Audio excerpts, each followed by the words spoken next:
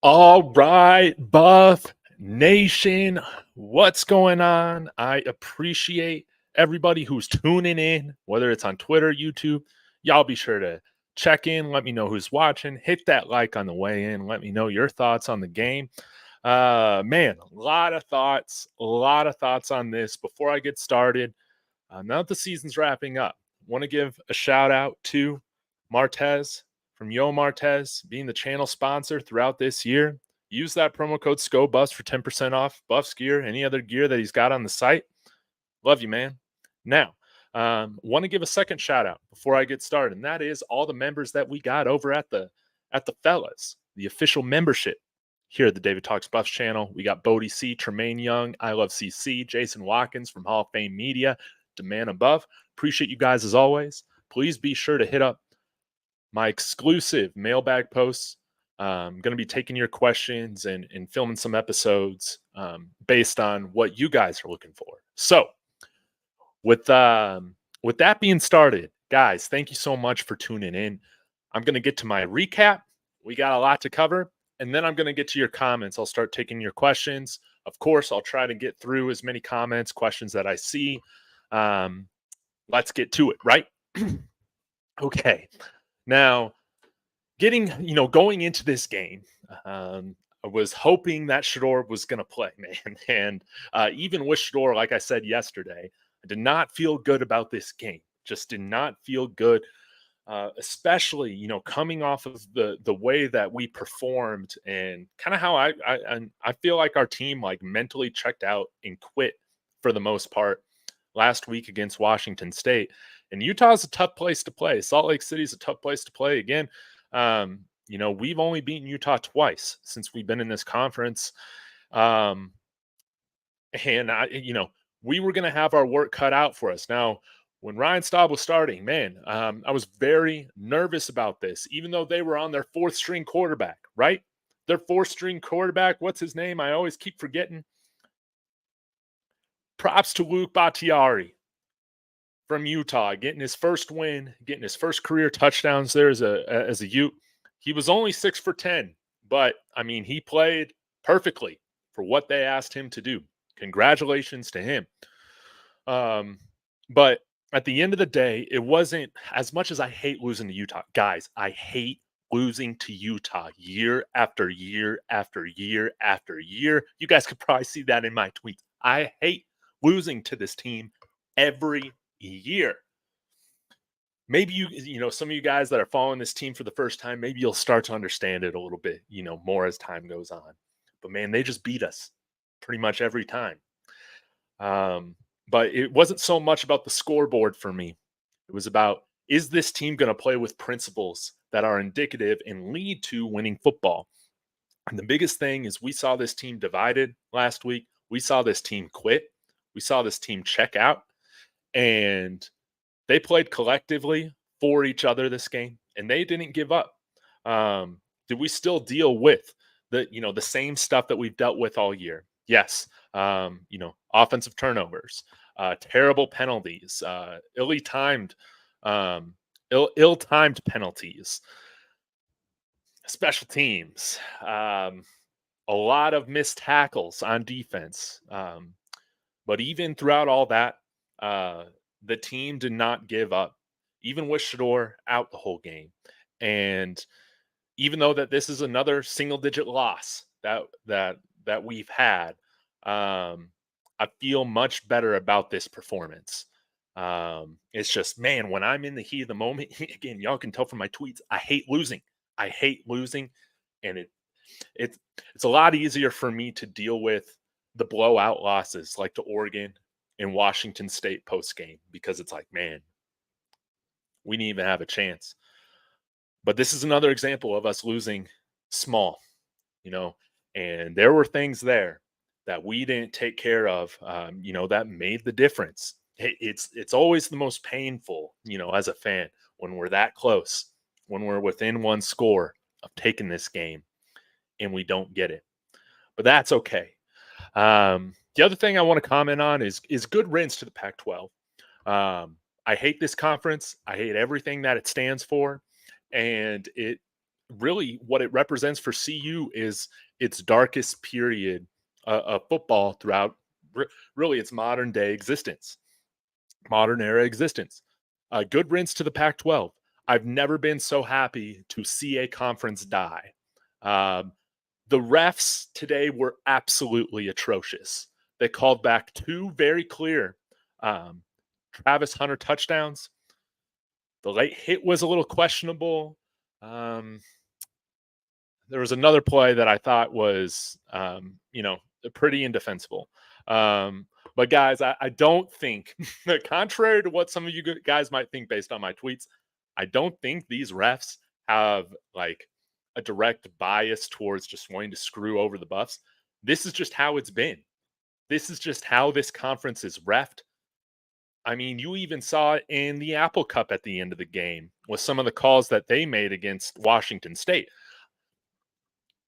These refs are terrible, and very rarely do I wish just ill will on people's lives, but I hope these guys never referee at this level of football ever again. They're absolutely atrocious, whether they want to admit there's bias or whatever. They made terrible, incorrect calls.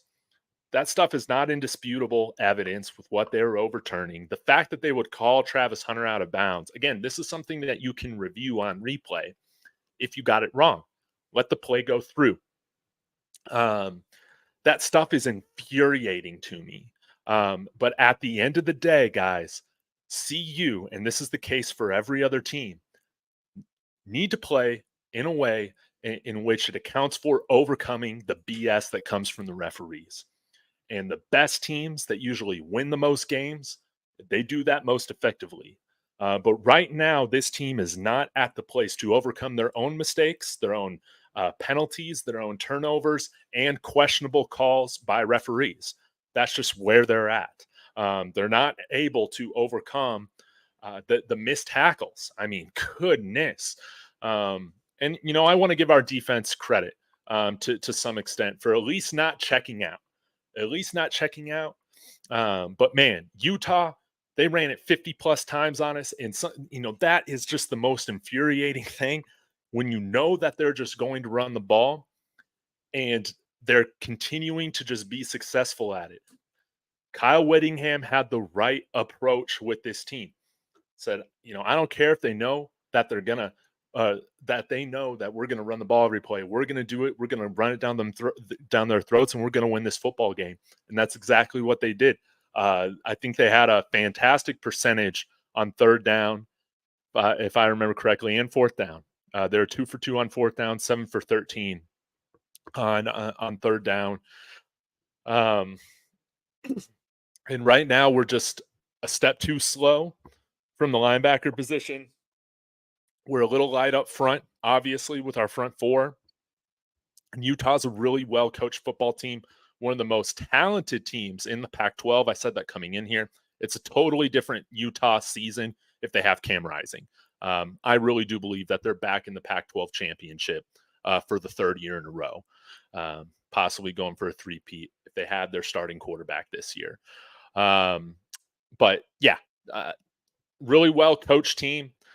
And, some shout outs that I want to give to this team before I get to some coaching stuff and then get to your comments. Ryan Staub, 7 for 24, 195 yards, 8-yard average, a wonderful touchdown pass, to Travis Hunter. Had some great third down conversion throws. I remember one down to Mikey Harrison. His touchdown pass to Shedeur Sanders was phenomenal. Not Shedeur Sanders, Travis Hunter was phenomenal. The one that was called back was another great throw.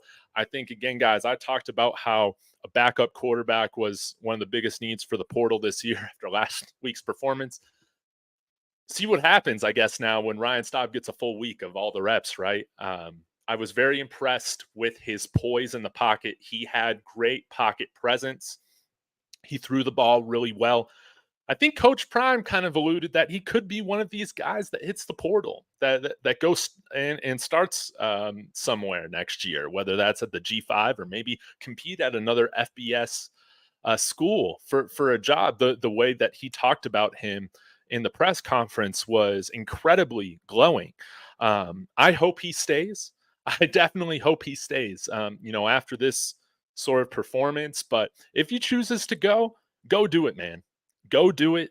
I'm going to be rooting for you. No matter what.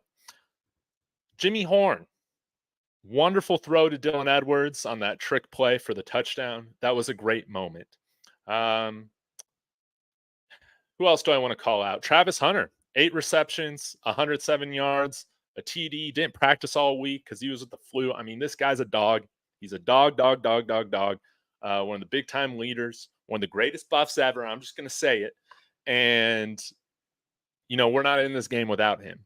He brought that tenacity. And our team, even though, man, we were alligator arming certain tackles in the secondary at the second level, we were getting beat. Like, we still did play with a great tenacity. We just weren't making the plays that these teams with winning records, they make. But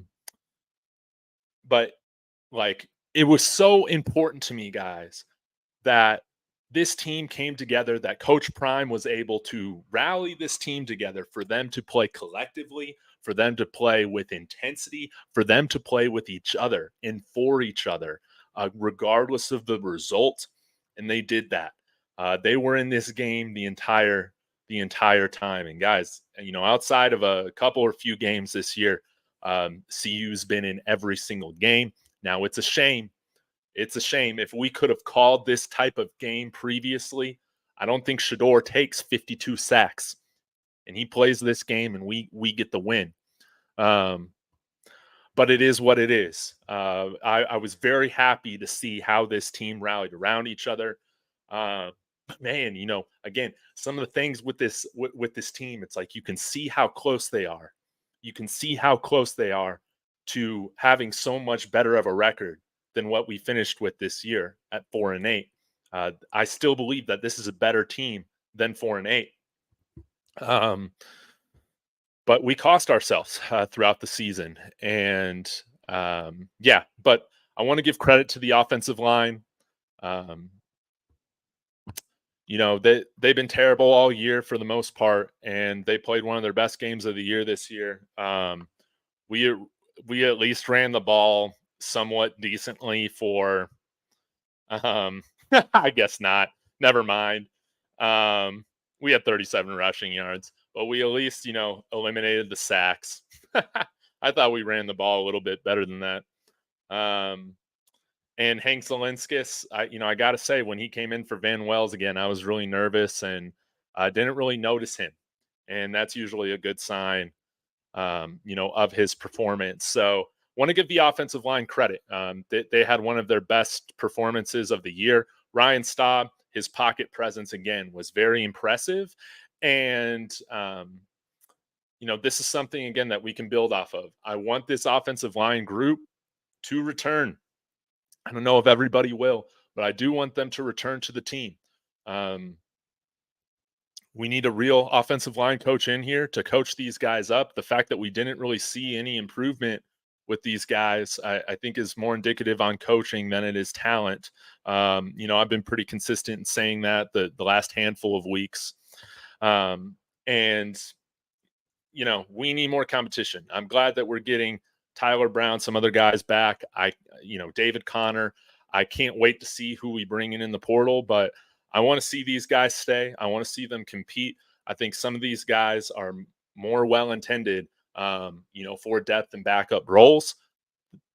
I was telling Rawhide, I think earlier this week, I think ideally, these guys are all the second teamers, but we'll just have to see. Seeing Van Wells go down with an injury was hard. Hopefully it's not serious. But yeah, I think that's all that I really did want to say. Again, credit to Utah. This is a good litmus test to see where we are at in terms of where we're going to be in the conference. The fact that we still played them close with our backup quarterback as well, I think shows, again, guys, Utah is still a very, very, very talented team. They were just missing their starting quarterback all year, and they still finished 8-4 in a very tough conference. Okay. The fact that we were able to play them close shows, in my opinion, that we're going to be right there in the Big 12, title contenders next year. No doubt. That's how I feel about it. And I guess the last thing I'll say is, Bill O'Boyle, hope you got that office clean, man. Thanks for nothing. Literally, thanks for nothing. Sean Lewis, I wish him well wherever he goes. I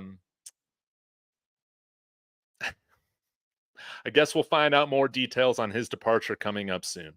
But I think he will be a better coach going through this, and I hope for his sake and the players that play for him that he is. I'm very interested to see what happens. I'm pumped that Warren Sapp is going to be here. I think he's going to do great things with Nick Williams. Again, Coach Hayes is a big time supporter and big time fan of this Warren Sapp hiring. And for somebody who is kind of seen as a hater, by certain CU fans, the fact that Coach Hayes, is saying something this positive when he can be very critical, he knows Warren Sapp personally. He thinks he's going to do a phenomenal job. I'm not concerned about that hire. Now, I do think continuity-wise, it is best to keep the majority of this staff together, especially on the defensive side. I've said that before. But I posed a question. We know Sean Lewis is gone. We know Bill Boyle is going to be gone. We know those guys are going to be replaced. I think ideally we have Charles Kelly. We have Kevin Mathis, Andre Hart, all these guys return for this next year. But I will say, I am disappointed that if I look throughout this season, we did not get better at our open field tackling. Still so many missed tackles. And I'm wondering, is that being coached? Is the right technique not being coached? Are we letting bad habits slide? For y'all that can read the game better than I can, please let me know your thoughts on this. Is this more of a DC thing, a thing that, I still think it's a thing that Prime needs to fix, obviously, being the head guy. But is this, does this also have to do with position coaches? I'm a little unsure of where these guys, with Kevin Mathis and Andre Hart, kind of where we're at with them as, their ability as position coaches compared to other assistants on competing staffs, right? You guys get what I'm saying? But I know they're going to be here because they're close with Prime. And I think it is the most logical thing is to keep this defensive staff intact. The continuity is going to help. And guys, at the end of the day, when we get better athletes, these coaches are going to look better, right? Okay, I'll end with this, then I'll get to your comments. Again, guys, if you want to ensure that I respond to something, shoot me a super chat or become a member of the channel. But I was really happy that whatever happened this week, whatever happened after Smoke's tweet and Willie Gaines's live stream, neither of those guys were in Salt Lake City. And even though I feel like specifically with Smoke, his qualms are totally valid. When you're putting stuff out on social media, both him and Willie, I know Coach Prime said he didn't have an issue with it to the press. And I just think he what do you call it? He disarmed it or simmered that whole thing down, snuffed it with his comments, didn't say anything bad about them, which I think was great. I think he handled that well in the press. But you can't have those guys you can't have them around the team if they're going to be bitching. It's just bad mojo. And Willie Gaines wasn't there. Smoke was over at the Iron Bowl. And do I think it's a coincidence that this team played more unified when the guys that are complaining on social media about their role, whether it's valid or not, they're not there? Yes. Or I don't think it's a coincidence, rather. you know, I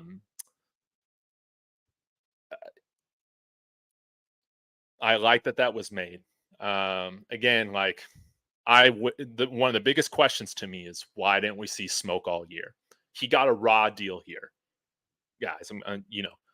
We've talked about this. I think he definitely got a raw deal here. Um, but I want guys here that are going to be bought into their role, and they're going to understand that hey, you have to capitalize on your opportunities when you're on the field. Um, so we know that there's going to be certain guys that hit the portal. That happens with every team now. But let's make sure, and I think we're starting to understand the vision um, of what we're building here. But this is a fantastic way to end the season where I can say, like, although there's frustration, I want to pull my hair out with the special teams, and Trevor Riley needs to go. The special teams, the penalties, the missed open field tackling, the lack of push up front on both lines. It drives me crazy as a fan. Losing these close games, it drives me crazy.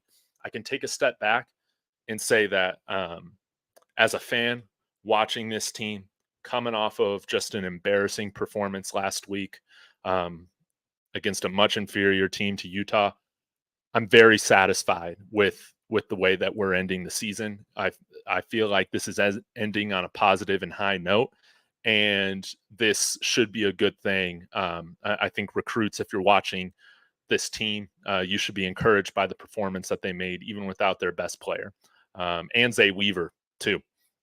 So, yeah, man. But I hate the refs. I hate the refs. They just suck. They just suck.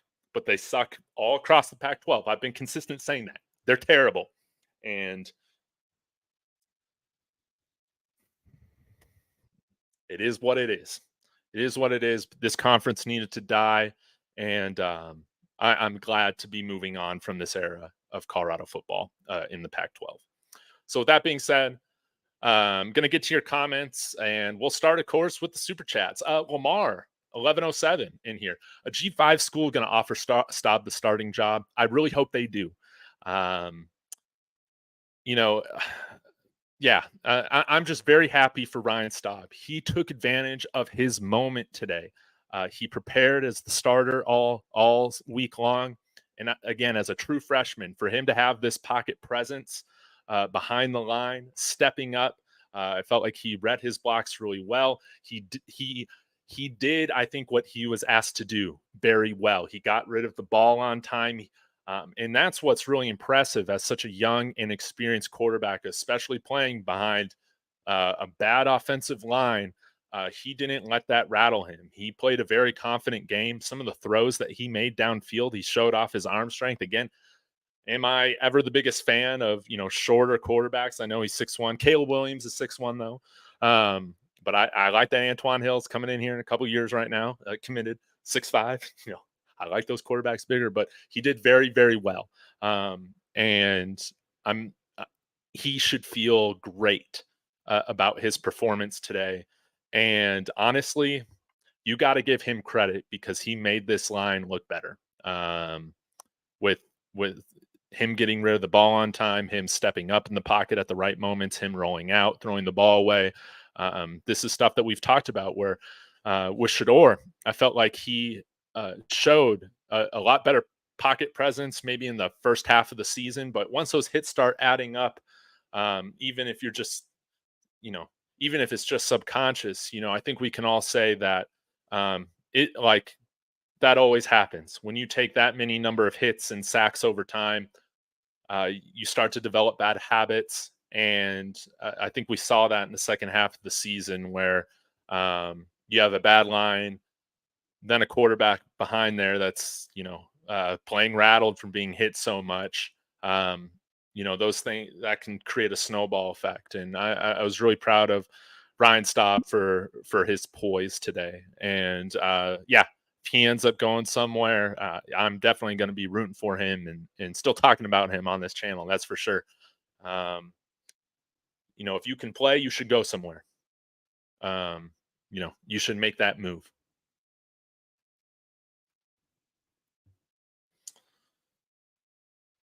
All right.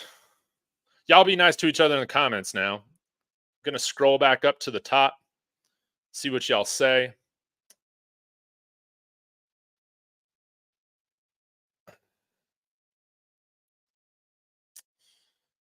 Eric Moore, so glad to be out of the Pac 12. Yes, good riddance to it. Have the refs always robbed CU? No, they again, guys, trust me, they are just terrible. They are terrible, and they've always been terrible. It doesn't matter which team it is. There are games where they are just absolutely atrocious to every team in this conference. Dewey, hey Dave, what's going on, y'all? The line spoke loud today. They don't like Shador. They protected the freshman, and they would even help him off the ground. They did the same for Shador, but I'll tell you this: they looked like dog shit last week too with Staub back there. Like, I think that they had a game plan, and I do think. I mean, we still ran the ball for 30. Let's see. Oh well, I guess man, we only had 17 attempts. But I felt like we went out. We didn't run the ball nearly as much in the second half, but we went out running the ball in that first half. And I feel like that really did help this line. We had a game plan that got rid of the ball quickly, and that established physicality mentality with the offensive line in the first half of the game. And I feel like that paid dividends. I'm sorry for using this language, but I think it's just bullshit to think that these players will intentionally not block for a certain guy over somebody else. When you can look, I mean, last game they weren't doing it for Staub either. That these guys are still trying to make it to the pros. These guys are still trying to get more NIL money. Even if these guys transfer, they're trying to put good film out there. I don't know why you would jeopardize that to be petty.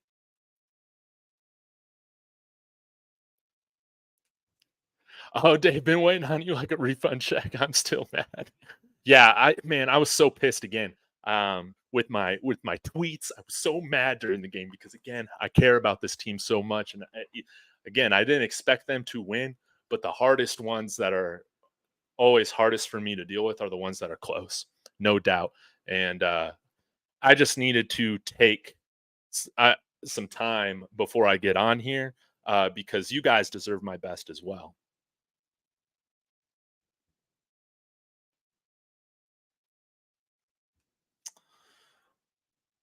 Staub did great. He absolutely did. When Shador gets sacked, maybe I'll go back and take a look at that because we will throughout the offseason be looking at a lot of this film, and we'll take a look at that. But at the end of the day, DeWood, this team played for each other this week, and I think it was we can have our theories on how this locker room was divided last week or whatever.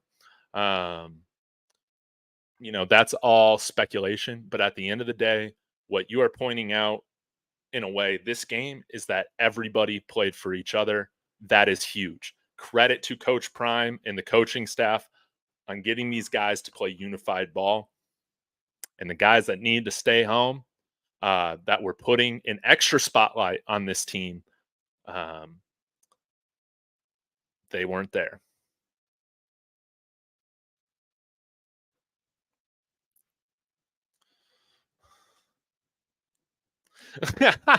Staub looks way better than Shador. Ah, man. RB, man. Hey, RB, though, I got to give you credit, man. You've been with me all the way throughout this entire season. And it's always good to see you in the chat, even though we might disagree on a handful of things. People keep saying the line doesn't like to. No, boo-boo. Teams hate CU, and beating them was their bowl game. Yes, that's very true. Eric Morris, David on the bright side, even though it's not the Pac 12, can still get revenge on Utah in the Big 12. It would be nice to beat Utah to actually end up to or live up to our end of the bargain with this rumble of the Rockies that we tried to create during the Pac 12 era. We never lived up to our end. And so, guys, like people might assume this if you haven't followed this team for a while or for a long time. But Utah Colorado's not a rivalry. Utes fans, like, they just view us how we view CSU. Let's be honest. We're not a threat to them and haven't been a threat to them. And usually they kick our butts. It would feel great to beat them and maybe develop a rivalry after that. But by no means is this a rivalry right now. Um, and we have still a lot of work to do, but we should be very encouraged by how this team played. I still think Utah and Kyle Winningham, they're one of the best programs in college football.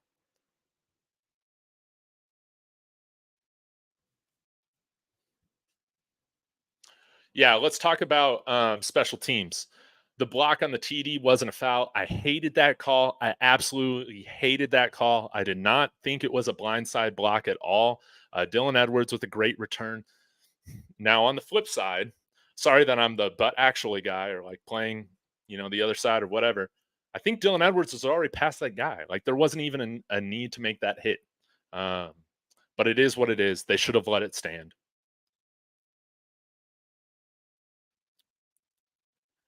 Sadie, what's up? Hope you're having a great evening. No. Yeah, guys, like, I'm sad the season's over, Um, still with that fifth win. They were talking about on the broadcast. And by the way, good riddance to the Pac-12 network. Y'all suck. They weren't even calling out the questionable calls and reversals of anything. And these guys just kept saying how Coach Prime and Dion, they just came out too hot out of the gate and all that. Shut the hell up, man. Shut the hell up. We're trying to bring attention and excitement around a dead program. Um, good riddance to that whole network. They had no idea what they were talking about on that broadcast.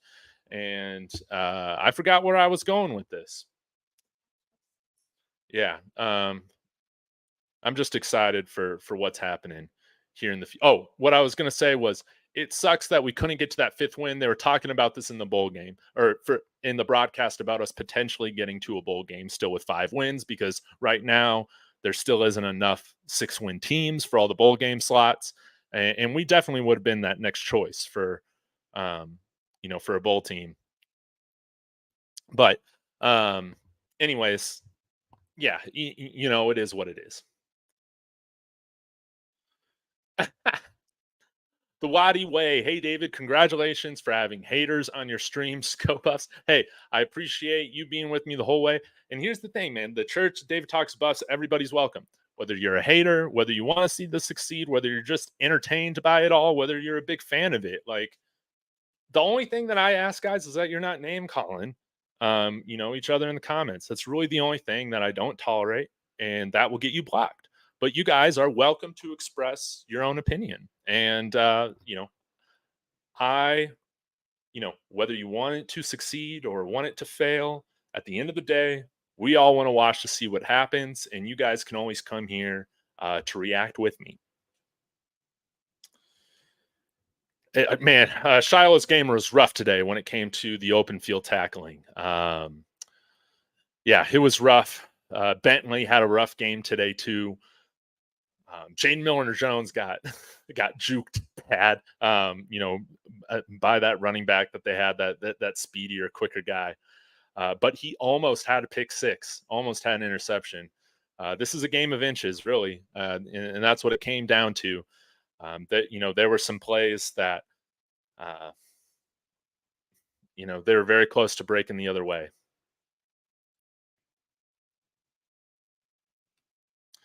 Yeah, again, I'm really wondering, like, what is going on, like, how we are practicing the physicality and the tackling. I know that there is no contact periods, throughout the year and throughout the off season, but it still doesn't feel like this team is still comfortable with contact.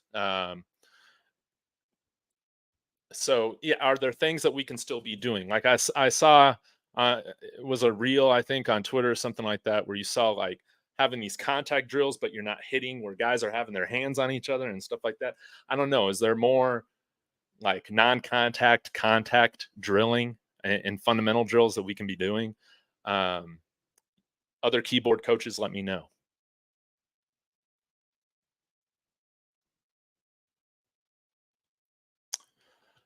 Kevin, they are the worst coach team I have seen this year. For special teams, yes. And I mean, yeah, like this was not a well-coached football team when it comes to the results for this year. Absolutely. We have a lot more talent than we had last year, which has kind of made up for a lot of that, which is why we have 4 wins, and we've improved our record by 3 wins this year. That's great. But there was a big time talent increase from where we were at last year, but this is still an undisciplined football team. And that's definitely true. And that's kind of the theme of what, in my opinion, of why we have lost a lot of these games by 1 score or less. It's because we're not disciplined. That is something that we still need to uh, work a lot on. And I do think we'll see improvement on next year. Tin Bin Min. Too much talking and excuses. Shut up and win. Well, thank you so much for that. Thank you so much for the $2 super chat. Yes. Yes. Amen. Again, if you go back and look at my tweets, you can tell I'm very pissed off that we did not win today. Absolutely. I hate losing, and I hate losing to a team that's really just kicking your ass on every play. Now, like, did we bend over? No, but they were just bigger, stronger, and better coached. And we knew that they were going to run the ball 95% of the time, and they were still getting first downs and conversions. Like, it's infuriating. But Tin Bin Min, what I will say is that as a Colorado fan, as somebody who holds their master's degree from CU, that has more of this historical context, this was the best 4-day football season of my life. And this team definitely did take positive steps this year. The foundation has been laid. Can you say that this team has drastically improved from week 1 till now? No. I mean, this is an inconsistent football team, but things are going in the right direction. We've seen individuals improve. We've seen this, from a fan's perspective, be so much more of an entertaining year this year. Last year, it was hard to even get out of the apathetic feeling for this team. And the fact that I can get angry, the fact that I can get worked up, the fact that I care as much as I do, it really speaks volumes to where this foundation has been laid now and where it's going. But do my expectations raise for next year? Yes, absolutely. Yes, we should be a contender in the Big 12. All right.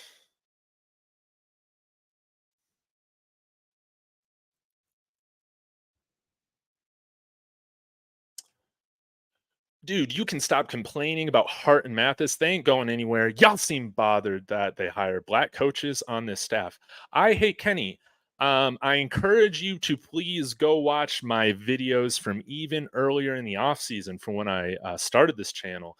I absolutely do not believe that at all. And I think this team is, in college football, is much better off with black head coaches. I think that there are, and even assistants, offensive coordinators, defensive coordinators, there is a lot of black coaches that still get overlooked for positions that they rightfully deserve. This is our 3rd straight black head coach that we have hired here at CU. But at the end of the day, like I will say, like, I want to see these guys have results. Do I have questions about Hart and Mathis? Yes, I do. I don't think Coach Prime's going to move on from them at all. But I'm a big believer in Coach Prime and where this thing is going long term. I still want to give him the largest extension in college football history. Like, even after this 4-8 year, even after the inconsistencies, I still want to see that happen. Let's get him locked up before anything crazy is going to happen. Okay. Let's make him as comfortable as he can be. for life. That's what I would love. But at the end of the day, it's going to be up to Coach Prime. But just because I am critical, does not mean that I have an issue with black coaches on the staff. The coach that I have been the most critical of, and the two that I've been most critical of, well, one has been Bill O'Boyle, by far, and Sean Lewis.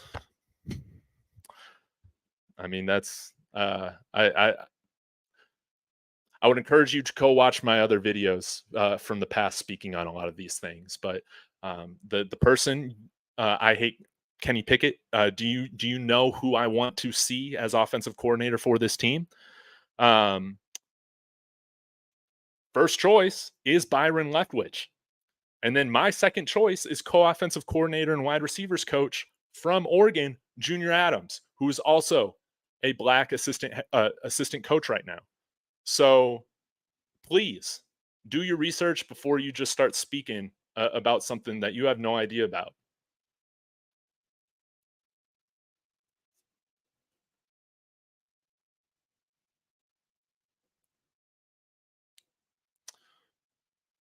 David, do you think Sean Lewis and Bill O'Boyle were in over their respective heads? Would you be shocked and surprised if Prime gives them another year? Yes, I would. I would be shocked and surprised. Again, from everything that I have kind of heard, they've had one foot out the door for a while now. I would be very surprised if they are not at another program for next year. I would be very surprised. Something drastic would have to change. Um, Again, like, I was a defender of Sean Lewis really until that performance after the bye week. That kind of offensive game plan, that kind of offensive line performance in a one-score game against UCLA, in which we saw the 128th worst defense, in the NCAA, play their asses off against a bigger, stronger team in UCLA, and they didn't live up to their end of the bargain. That was inexcusable after a 2-week period to prepare. They needed to go. I think it's clear that there just wasn't the right chemistry, and this is what I don't get. Like, some people say, well, Prime needs to stop hiring his friends. Prime needs to stop doing this or that. Prime only favors his friends. No. Actually, I feel like the coaches that have worked out the best on this staff, even though, like, I'm not totally sold right now, like I said, on Mathis and Andre Hart. I'm not. But we have seen decent performances from and incremental growth with some of these players at all these different position groups throughout the season, except really the offensive line, and the play calling and the scheming. And the thing that those two people have in common is Kent State. I think they needed to go. Coach Prime went and hired somebody that he didn't have a relationship with prior to this, Sean Lewis. And he let him go hire his own offensive line coach. And he brought Bill O'Boyle with him from Kent State. It just didn't work out. And sometimes when you don't have relationship prior with people, it doesn't work out. This happens with so many other staffs. It's not anything directly like Prime related or anything like that. I just think people like to make some of these narratives about Prime that's just to like crap on him in a certain way. There are coaches that I feel like that are friends and have relationships with Prime that I feel like are going to work out here. There's some that I'm a little bit, have some questions on. That's totally fine. But why I am also a big fan and why you guys have gotten me on board with Byron Leftwich coming on as offensive coordinator, who I would have as the betting favorite right now, is because he has that relationship with the team. He has that relationship with Coach Prime. He shares that same philosophy on offense and football, having that Tom Brady connection. And I think that he would be somebody that would come in here, that would buy into the culture, that understands what all this is all about. That's also why it's like, if Brett Bartolone were to be promoted, it's like, why I wouldn't have an issue with it, because he already understands the culture. We know that he's a culture fit for this. But yeah, like, I don't know. Raphael, the more Staub needs to stay, in my opinion. Um, I mean, I would love him to stay. Maybe we increase that NIL bag a little bit, right? Um, Very impressed again with his pocket poise in this game, and again, he should be very proud of himself. But I mean, if there are G5 programs, like UTSA went and got Owen McCown from us last year, if there's a good program like UTSA that's grabbing a guy like Owen McCown to be their quarterback in waiting, I would assume he would enter as the favorite to start next year with their quarterback graduating. There's got to be some other G5 schools out there that really like what he did against a very good defense in Utah. Vanessa, is Cameron Stillman Craig a senior? No. I'm going to double check, but he should be back next year. And I got to say, Cameron Stillman Craig this year, junior. He was one of my, he turned into one of my favorite players this year. 3 interceptions. I think that's tied for the most on the team. And I love the way that he plays.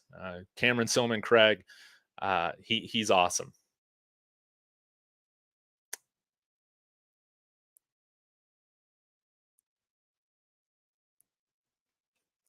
Dizza, I don't know what game you were watching because he made some really great throws downfield.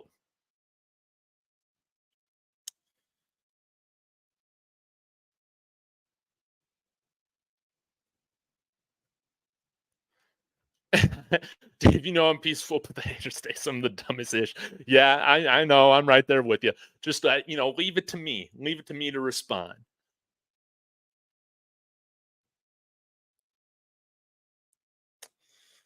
What happened to Gaines? Well, listen, man, I think Willie Gaines is a good guy. I'll say that, but I just didn't think he made the wisest decision going on Instagram Live or whatever it was for 20 minutes, complaining about how he didn't feel like he got a shot that he should have deserved, and how he felt like there was essentially.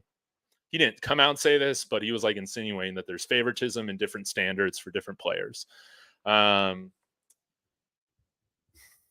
And when you're a reserve player, you got to go in there and make your catches. He was alligator arming passes, and if you're gonna get on, like regardless of if you're liked in the locker room or not, if you're gonna get on and again put an unnecessary spotlight on this team by criticizing, talking about what's going on in house to the masses on social media, he shouldn't have traveled with the team this week. Absolutely, and this, like they made the right decision. Smoke wasn't on that team either.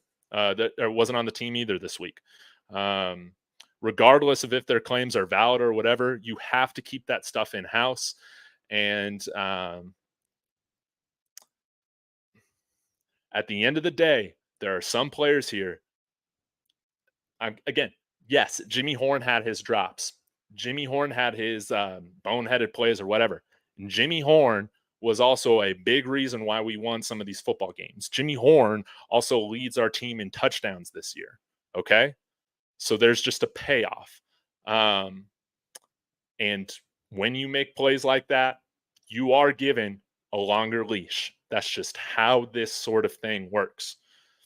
But I don't know. Maybe this is an unpopular opinion, but how I feel about this, if anybody's going to talk about what's going on in the locker room on social media, they don't need to be on this team. They can transfer elsewhere.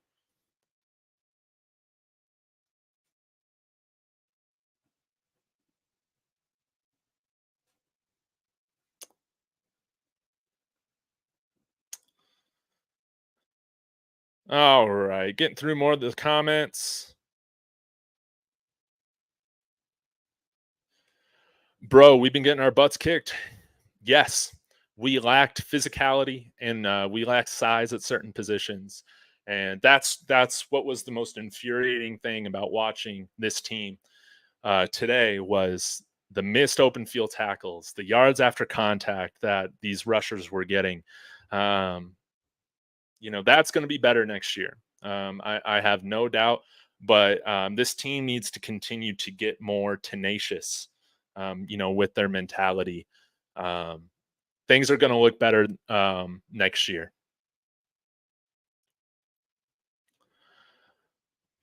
Omega Red, appreciate you. You've been with me all season. Really appreciate it, man. I hope you're doing well and you had a great Thanksgiving. DDBB, good to see you. Staub did get the ball out quick. He's going to get offered to start somewhere. If he rotated in more throughout the season, he's a huge threat out there. Yeah. Um, again, I would.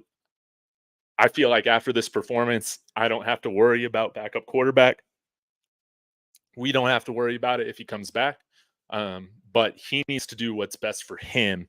And if he's offered a good opportunity to go start for another program, I want him to take that. And Hunt 919 True Sports. This is a wonderful comment. Thank you for sharing this. CU, they looked like a football team today and not an individual trying to stay a team or play like a team. Yes, absolutely. They played team football today, and they didn't give up. They didn't check out. I'm very proud of how they played, and it makes me again like I told Rahai like the other day. I was like, man, um, when we were grading the season, what would the end of season grade be for this team, the staff this year? And I've said A. This has been it would be A+ if we got to a bowl game and won that bowl game, but I'm still giving it an A. But I said, man, after how we crapped the bed last week against Washington State and the way that we quit, the way that we were divided, it had that on shaky ground. And again, credit to Coach Prime, credit to the leaders in the locker room for gathering everybody together to play for each other this game. They looked like a football team and they played for each other. It wasn't perfect, but you can see it on the field. You can see it on the broadcast. You can see it on the film. When they're really giving it, and they gave it today, and that has me feeling so much better entering this off season and this recruiting period when you have a strong. Again, the biggest thing to me was, can we demonstrate the characteristics in this game that lead to winning football? There were some, again, that we really need to work on, like the discipline, but the resilience, the selflessness that was on display today, and that has me feeling good. Yeah, you're not seeing that from me, Azur Butler. Yeah, Staub is not better than Shador. Stop it. In his dreams, not, man. Shador's our MVP. He's my favorite player on this team.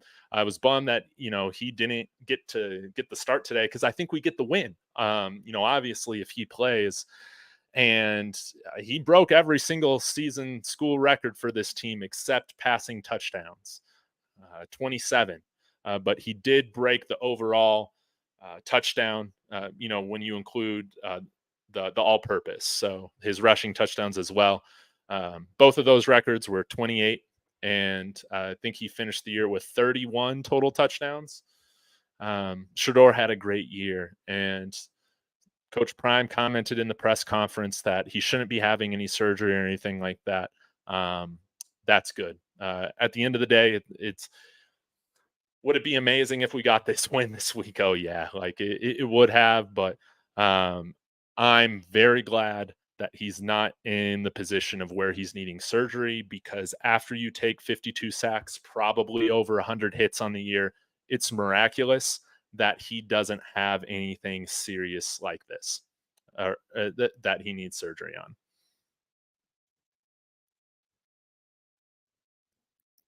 Michael, the biggest difference is Utah's had their head coach since Urban Meyer, and CU's had 5 coaches stability. Yes, and you can see that culture, that talent development, all of that. That's why, again, I think if Coach Prime wants to be the most successful and really make a legacy for himself, this is a great place to do it because, Nick Saban, Kirby Smart, Les Miles, all these other, Mac Brown. I don't know. I'm trying to Urban Meyer. None of these guys took over the worst team in FBS football and then turned it into a powerhouse. He really has the ability to do something that none of these other coaches in my lifetime have accomplished. And as long as he's here, I feel like the culture, it's always going to get better. This team's going to be more disciplined, and they're going to do a better job at developing talent as there's more cohesion and as this thing gains years and years of layers and steam. After they're able to build together, layers of this recruiting class, it's absolutely huge. So, yes, this is great context. Utah, they've done a phenomenal job. They're a program that isn't known for getting these big time 4 and 5 stars every year, anything like that. They have a culture. They go after the right guys that fit their mentality, that fit their system, their culture, and then they develop them. That's why it's just so huge for me that we get this offensive line coach hire right this time around. We don't need an offensive line coach that's going to go say that these guys are weak before the season starts, covering his own ass. Even if they are, you don't throw your players under the bus like that. You don't talk about them like that. You instill confidence in them. And that's just not how you reach today's athlete, is by dissing them in the media. That's really just how it is. You can say that soft or whatever. It doesn't work with today's athletes. We need a guy that can take a 3-star and turn him into an all-conference guy in a few years. We need a guy, like I said the other day, that can take an offensive lineman who should be coming in here and announcing this in the next few weeks or so, Amari Ward, take him and turn him, with 5 years of eligibility, can turn and develop him into an eventual starter on this team. We need a guy that is going to get these guys stronger, more fundamentally sound, more mentally tough. We can't have these false starts, these illegal procedures, from the offense. Miss Lovely, so good to see you. I'm just happy how well the team performed. Yes. Incredibly happy. Again, this is such a great turnaround from the game last week. Where again, guys, like if I'm having to pop some gummies, man, in the second quarter, that's never a good sign. Just to deal with getting blown out. This team played for each other. They played team football today. They played as good as complementary football as they could. And it wasn't good enough for the win. But this is something where they should not hang their heads. They should feel like they finished the season out strong. Look for truth. Moving to the Pack was a horrible decision. Oh, well, yeah.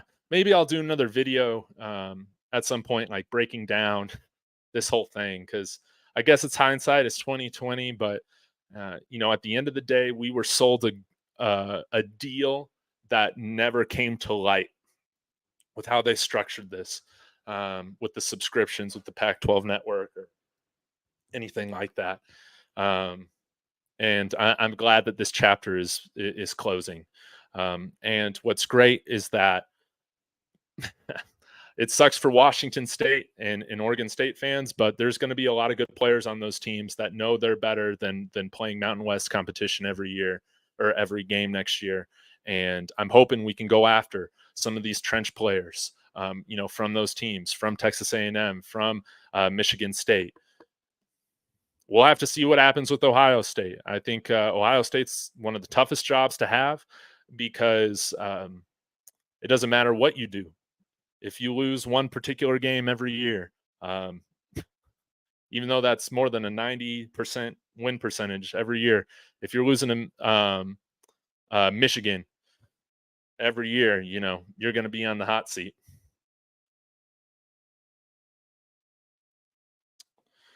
Real quickly, I know they're probably not watching, but I do want to give them shout outs, to some of my Utah Ute friends. We got Wild Ute, who's a Kansas State and Utah Utes fan on Twitter. Sometimes he's in here.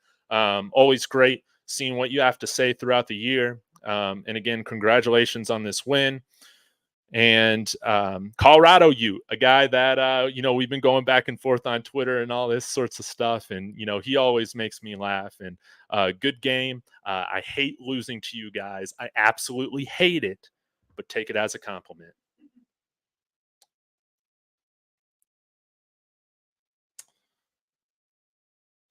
Um,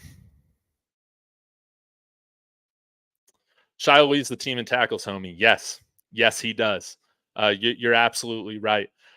He's kind of like the Broncos version of Kareem Jackson in a sense, where it's like sometimes his over physicality gets him in trouble for invalid reasons, in my opinion. But it is what it is. But say that this is unrealistic or not, but I have higher expectations for Shiloh.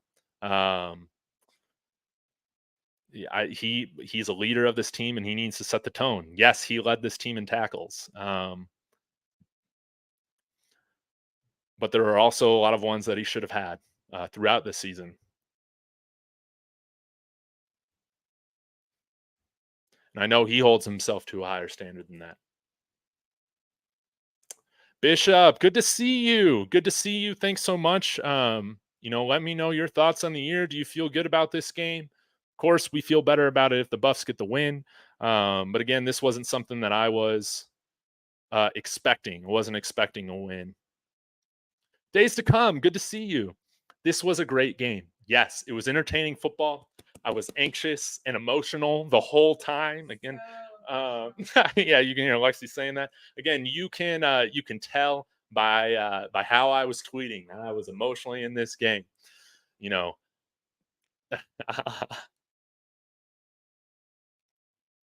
David, how was your birthday? It was phenomenal. It was great. Had a great Thanksgiving. With some friends.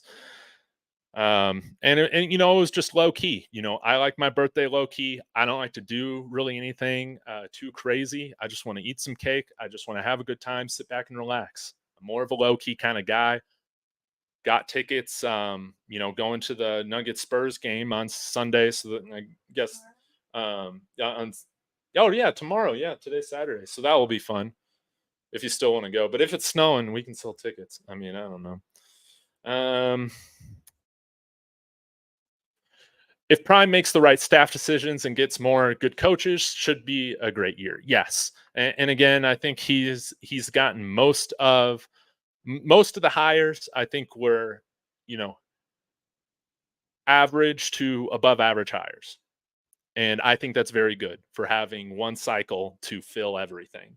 Um, and I think we're going to get the right coordinator in here this time. I think we're going to get an accomplished offensive line coach in here that can develop talent.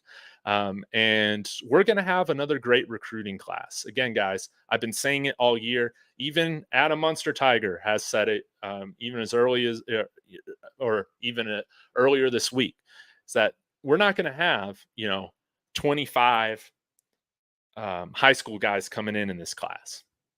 It's not going to be a huge amount there. It's going to be very portal centric again. Okay. But I think, and this is my target, we'll probably have 17 guys or so coming out here from high school and then another 20 to 30 in the portal.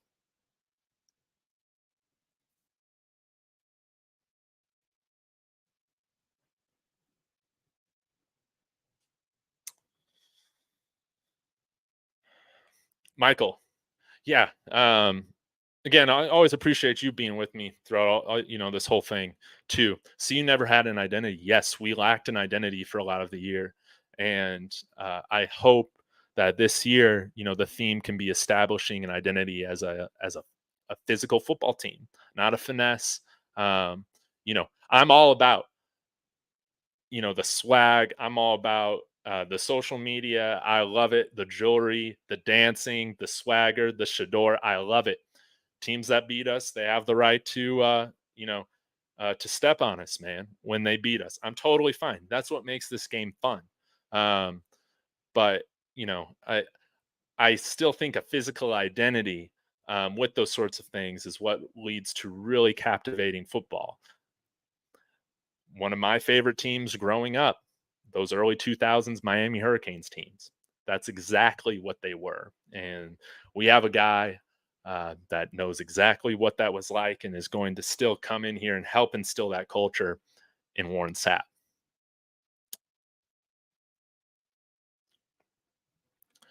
Dizza. Sean Lewis needs more experience. He's a good coach, but he's stubborn with making adjustments. Yeah. Um, that was absolutely a great way to summarize this season and why, in my opinion, the offense regressed. Once there was a few games of film out on this team, Sean Lewis failed his players, and he failed this team by lack of adjustment with his scheme. And you can say, well, you can theorize, well, Coach Prime wanted him to play a certain way, or yada yada yada.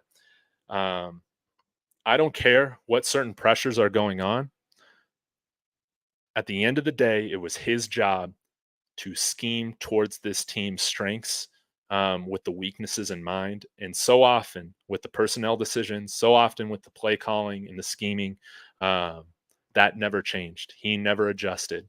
And that falls on him. At the end of the day, he was responsible for those results, minus the last few games this year. And he'll learn from this.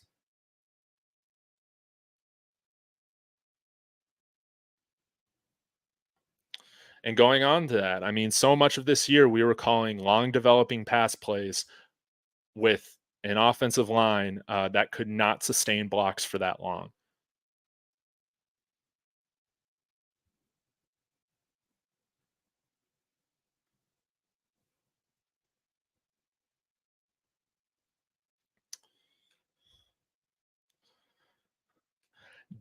David, I appreciate the love. Yes, I want to see black head coaches succeed, and I want to see them succeed here at CU. Absolutely.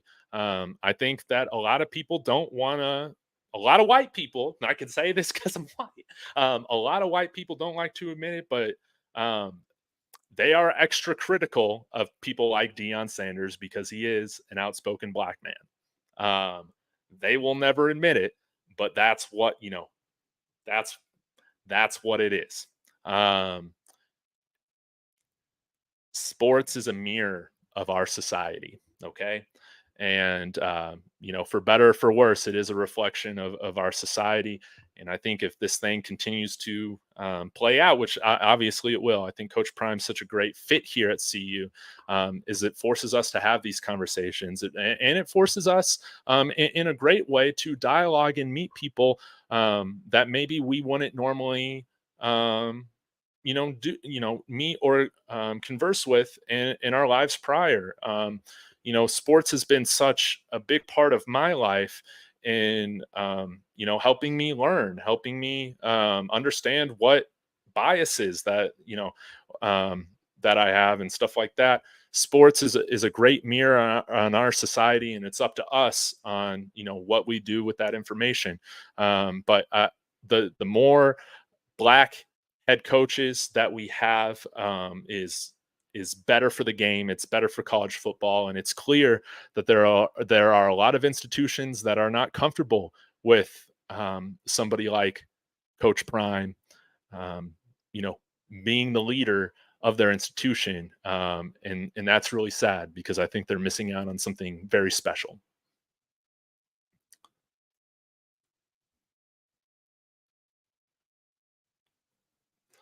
Yeah, Smoke was at the Bama game, and man, guys, the Iron Bowl, man, on the 10-year anniversary of the kick six. Um, is that last play on that 4th and 31, 4th and goal on the 31-yard line? Is that not just a perfect example right there of two just totally different program cultures between Auburn and Alabama? I mean, again, Nick Saban. Um, I'm just so impressed with Alabama's their understanding and poise in the big moments. Even with the quarterback Milrow, that has been highly criticized this year. Their mental toughness as a team is incredible, and not surprising to me that a Hugh Freeze team is fumbling away the game like that.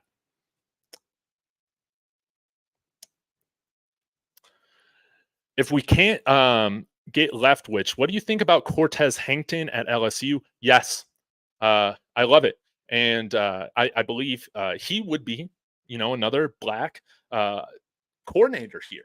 If he were to be hired, isn't he co-offensive coordinator, big time recruiter as well? We need to make sure that the guys that we're bringing in are recruiting at a very high level. Again, Charles Kelly can do that. Nick Williams can do that. I am very hopeful that Warren Sapp is going to do that. Bill O'Boyle.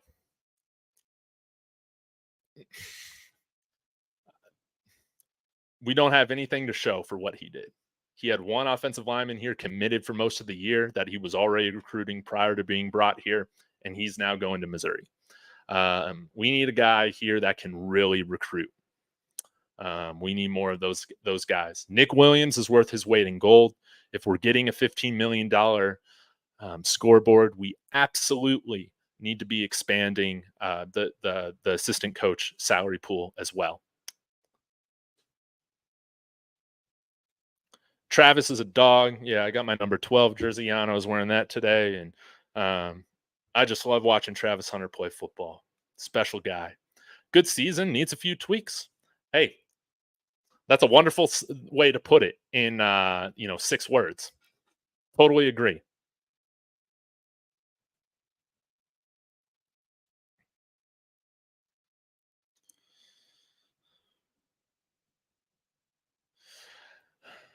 Alex Smith, man, gonna have to put you in timeout, my man. Cannot be name calling. Again, you're always welcome to express your opinion, but when y'all start name calling, can't allow that. Let me in the convo, Dave. What's the link? I'm not doing a call-in show tonight. I think I'm going to be wrapping up here a bit soon, but I'll tell you what. I will definitely be doing one this week. How about that? So hit that bell for notification, and I'll definitely make sure that I do that. Appreciate your interest. I love CC. How coach lost respect with what he said, and we all say too, literally get beat the F up and said nothing. It's about respect and being professional. Coach had to see his son get hit with a dang Mack truck. I don't know if Coach Prime lost respect. But again,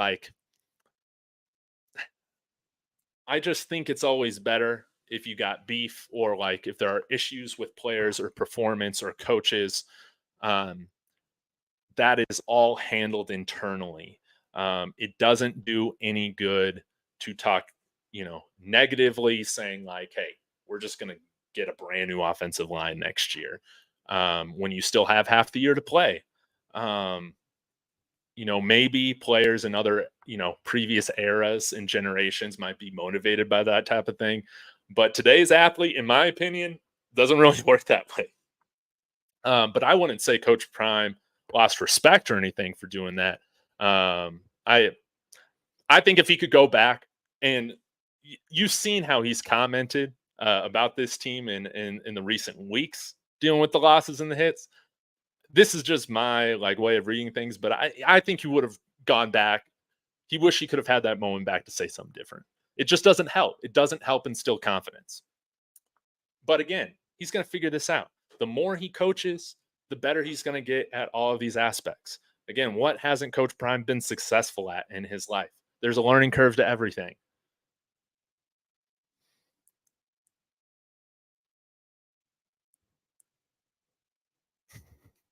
BP coming in here with a question that I'm telling you, man,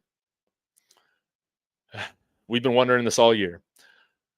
Who keeps putting in Edwards and Hankerson in as running backs that are not good at it? And I would say putting 3 back there to pass protect with these certain things, or putting Dylan Edwards to just run up the middle. Again, the personnel, a lot of questions, and we haven't seen that change much with Pat Shurmur at the helm. We haven't. I think we've seen a little bit more of Hankerson used. But again, with how they called this offense for the majority of the year, having Smoke back there for pass protection, if you were just going to run 10 personnel or 11 personnel with Michael Harrison running routes, it would have made a lot more sense to have Cavassier Smoke back there, right?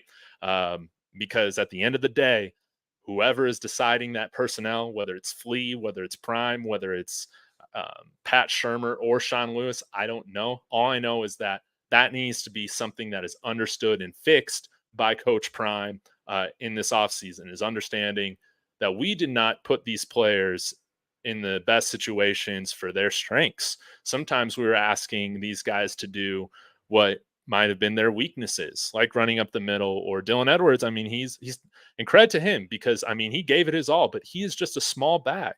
And so often he was called on to pass protect with edge guys coming off, with linebackers coming up full speed up the middle, and he's 170 pounds. That is not fair. And I do think that Coach Prime gives his position coaches the freedom and autonomy to determine what personnel is going out there. But that is something that, again, this is all my theory. I want him and the offensive coordinator and their coaches to all be a little bit more aligned on this year. The team, the coaching staff as a whole, as a unit, did not do their best when it came to setting their players up for success. Appreciate the love, Hawkins. Always good to see you. Eric Morse, this is a great question. What of the players on the roster were most misused and underutilized? Again, yeah, I kind of talked about that with Smoke and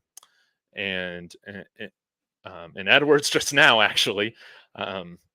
Again, I know that Jack Bailey is one of our more scrappy offensive linemen. I don't know, man, because we've seen those other guys go and rotate in against UCLA, and it didn't look any better. But to me, I know he wasn't brought in to start, but a 280-pound offensive lineman just isn't big enough, man, for this level of football. Now,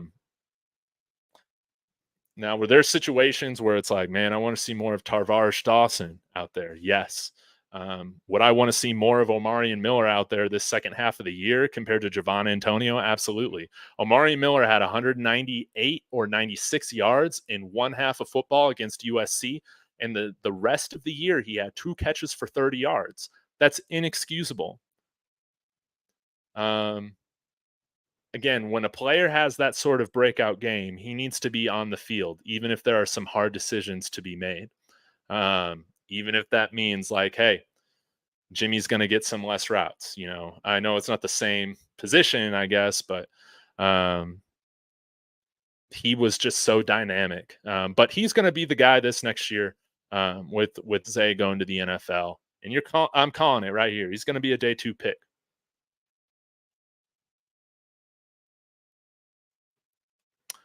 So you guys think Staub is out? In an earlier live, folks were saying he's leaving with Lewis. That's an interesting question because, I imagine since he's been here since January, he's gotten to know Sean Lewis very well. And maybe that's the case. Maybe he does move with him. But Lolita, I do want to provide the context that Ryan Staub was already being recruited by the previous Colorado staff his senior year, before Prime, before Sean Lewis even came in here.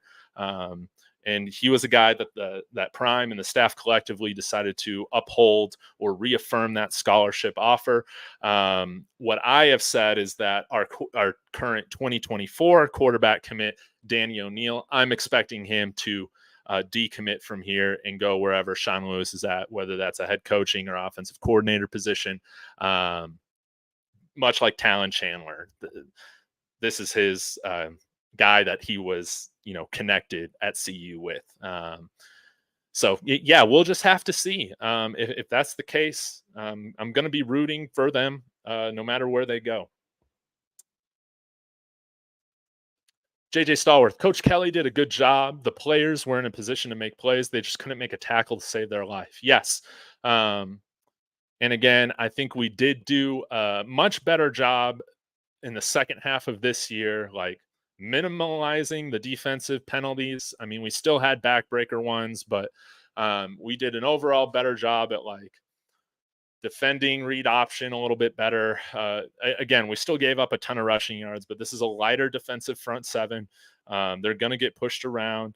And there were some games in which, against running teams, where we did do a better job at stopping them. And again, the better athletes that we get, the better pressure we're going to get up front, and the more success that we're going to have with our defense, and the better the secondary is going to look too. And JJ Stallworth, you're right. The second, or the identity, was definitely finesse. And going into a conference like the Big 12, that is something that definitely needs to change. We need to be, we need to strive to be the most physical team in this conference. This is a rough and tough conference, the Big 12. Even when Texas and OU leaving, the Big 12 didn't have the best year, on paper. But these are programs that play a different style of football than what we've seen from the Pac-12, throughout the majority of their existence, which is more, for the most part, finesse.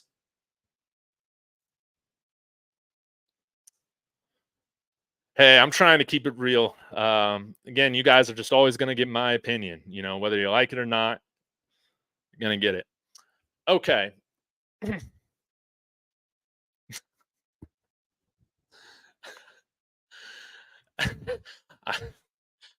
I love CC. You're making me crack up here because because like I said, we need some big country cornbread eating swole, body back dudes to compete. No shade to the squad. Never go to the backwoods somewhere and get them deep freezer built bodies. You said that great. Yes, and we need a guy in here, especially on the offensive line, offensive coordinator. I think we're going to get that with Warren Sapp. We need more of those guys to recruit. Now, Coach Cap, our old offensive line coach here under Mel Tucker, just got fired from MSU. I'm guessing that Jonathan Smith is going to attempt to bring over the majority of his staff from Oregon State, including their offensive line coach. We should definitely be looking to bring back Coach Cap. This is a guy that can recruit. This is a guy that can develop talent. I would love that. But I don't really have a beat right now or sense on what's happening from the offensive line coach right now perspective. I don't really have like an inside feeling on that.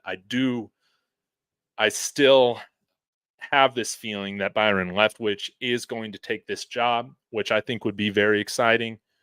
We'll just have to see.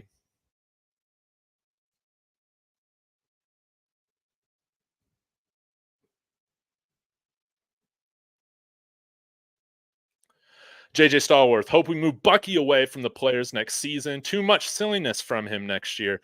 Like I said earlier this year, all of us YouTube people, Bucky included, we need to take an audit, of what we did well and what we need to improve on. Like I've said, and I think some people have brought this up, collectively from us Buffs YouTubers, right? That, I think sometimes for some of our players and some of these transfers in, like, we created such high expectation for them, that everybody's just a big time baller, right?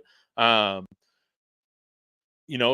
not everybody, was that. And sometimes, like, even though I think, at the end of the day, we all have followings, and, we can create buzz that is warranted or unwarranted about this team. And I think that that's something that, of course, I'm going to be excited. I'm always going to be trying to find the positives and the strengths of what these players bring. But, I'm definitely hoping that collectively as a community that, we set these players up, for success with realistic expectations for what they're coming in, to serve as. And that way they also have the ability not only to meet expectation, but then to exceed expectation. And they should be able to get the props that they deserve to, for living up to that or developing to that. And there are some things that Bucky did this year that, I mean, he's admitted himself that he's like, man, I shouldn't have done this. And again, I'm a big fan of what we do, what he does, and what we do at the program with allowing, well off media, reach the people, the pregame show, all that, in for the exclusive access. But we got to make sure we're doing this in a way in which, again, there were some times where it put in an unnecessary spotlight to an already big spotlight on this program. You know what I'm saying? Like, we're already giving them bulletin board material, naturally doing that. We don't need to like add fuel to the fire with some of the things that they're posting. That's just my opinion on it. So I think we could all do a better job of auditing ourselves this past year.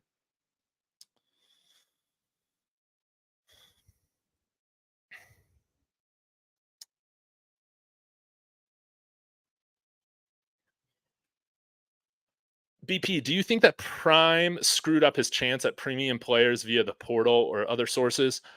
No, I don't. I would be very concerned if this team came out and played a second straight week like they quit and mentally checked out. I will say that. Um, but and we saw some good news with Cam Michael committing. After a tough loss.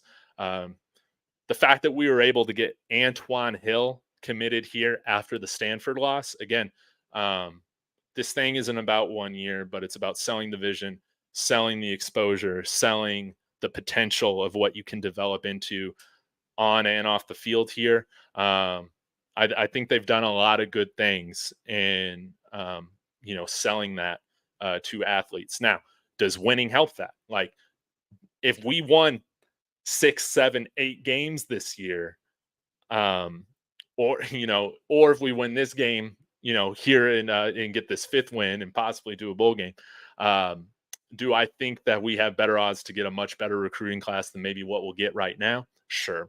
I think right now, again, I'm kind of keeping my expectations kind of for us to kind of finish, around where we finished last year and, moving up maybe a few spots. Maybe this year we finish with, composite. So we're taking into account both the high school and transfer portal. Maybe we're around that 15, 16, 17 mark instead of 21, something like that.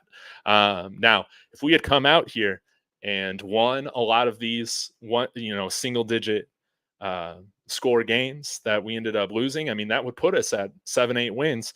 I'd be talking about us getting a top 10 recruiting class, which again, guys, is absolutely insane.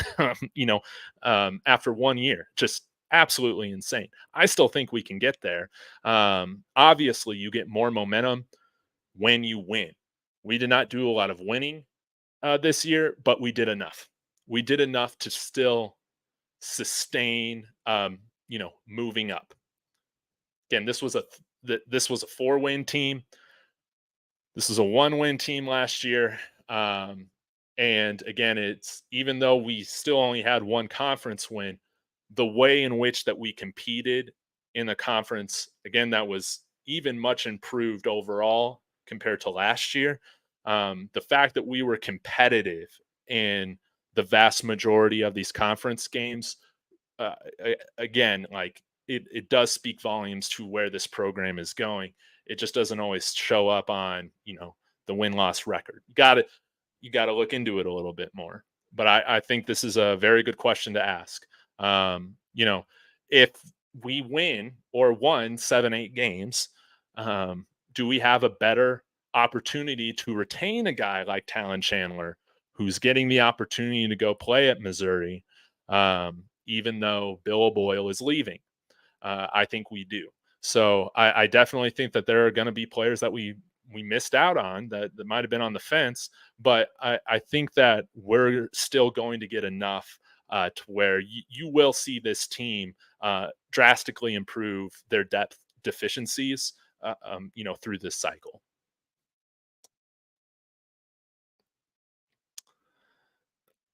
Man, Travis is just an animal, man. He is a dog. he has a special competitive edge that, like the greats have, like Michael Jordan or Kobe Bryant, right?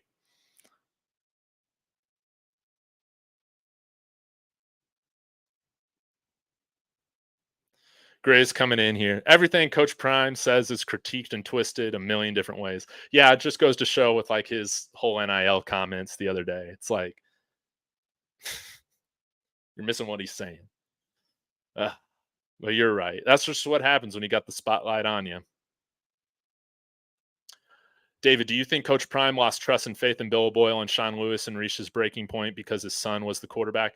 Um, I'm sure maybe his son, seeing his son get hit week after week after week after week with the same play calls week after week after week after week, probably had something to do with it. I think he would have been still very frustrated, even if the quarterback wasn't his son.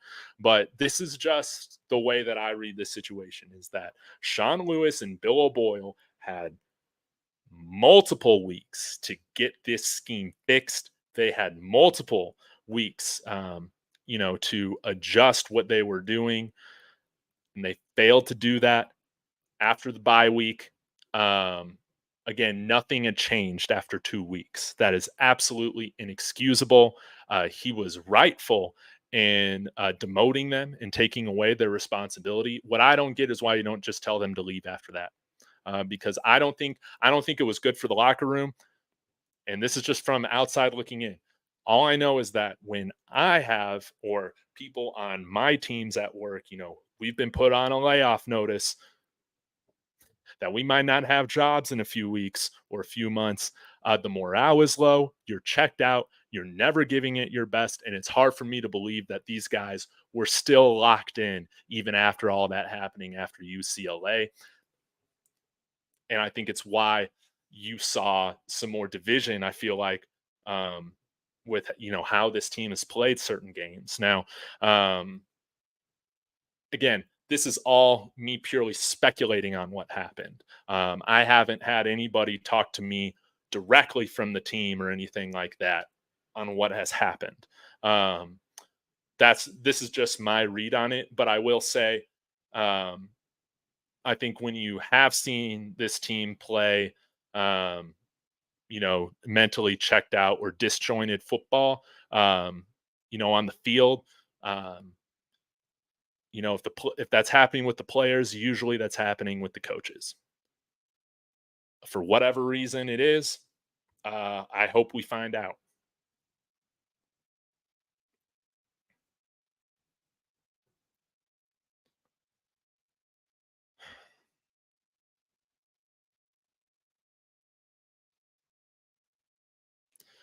I love CC. Glad God won't judge me as harshly, and people do, Coach. Sheesh.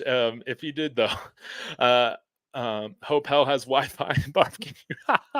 This season was freaking amazing. It really was, and I'm really sad that it's over. Did I post a meme of a guy lighting up 5 cigarettes when I saw again the starting offensive line announced for today's game? Yes, I did. Am I glad that we hopefully won't ever have to see a product like that again put out on the field? It's players and coaches. Yes, but at the end of the day, I love watching this Buffs team. I care about it. I'm emotionally invested in it, and and having all this for always us to come back and talk about it together, whether we're mad, whether we're happy, whether we're frustrated, whether we want to celebrate, whether we want to critique. I love doing this with you guys, and it sucks that we're going to have to wait until next September before we can see the Buffs play another game.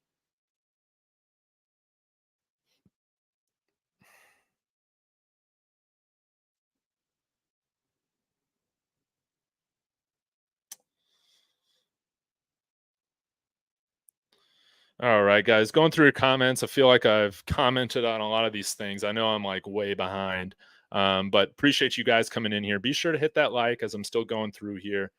And again, if you guys know of any or like want to ensure that I see anything, send me a super chat. Um, Kevin, you're bringing up a great point here. Maybe a reason that Sean Lewis and Bill Boyle were retained and not fired was because of their contracts, then we would have to, in a sense, pay them more. And I believe their contracts would be guaranteed, through their entirety. But if they take another position at another school, the school foots that bill, you know. So I'll read what you said here. This is a great point.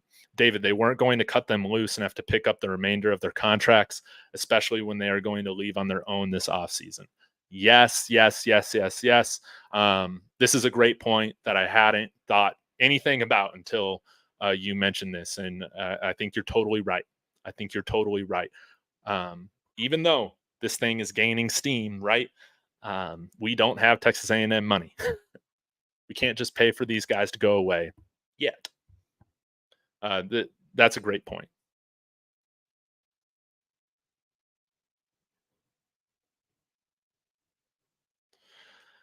Yeah, David Smoke was at the Alabama game today instead of with the team. Absolutely. And that's where he should have been, is away from the team. Same with Willie Gaines.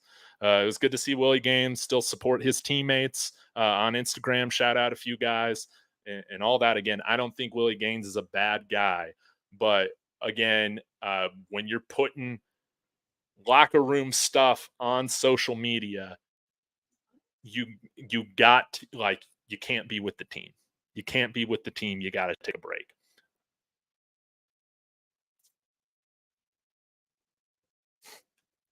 Yo, Creo, good to see you, man. Is Nick Williams the only coach that recruits at CU? I'm waiting to see Coach Harrell, Coach Flea, you might know him as, Coach Hart, Mathis, Bartoloni, Riley, all tightened up, or all, and the tight end coach pick up just because they have a goose egg. Yeah. Also Tim Brewster, the tight end coach. Yeah. Again, these are Prime's guys, and he's bringing over from Jackson State, and it's why for most of them, like I feel like a little unsure.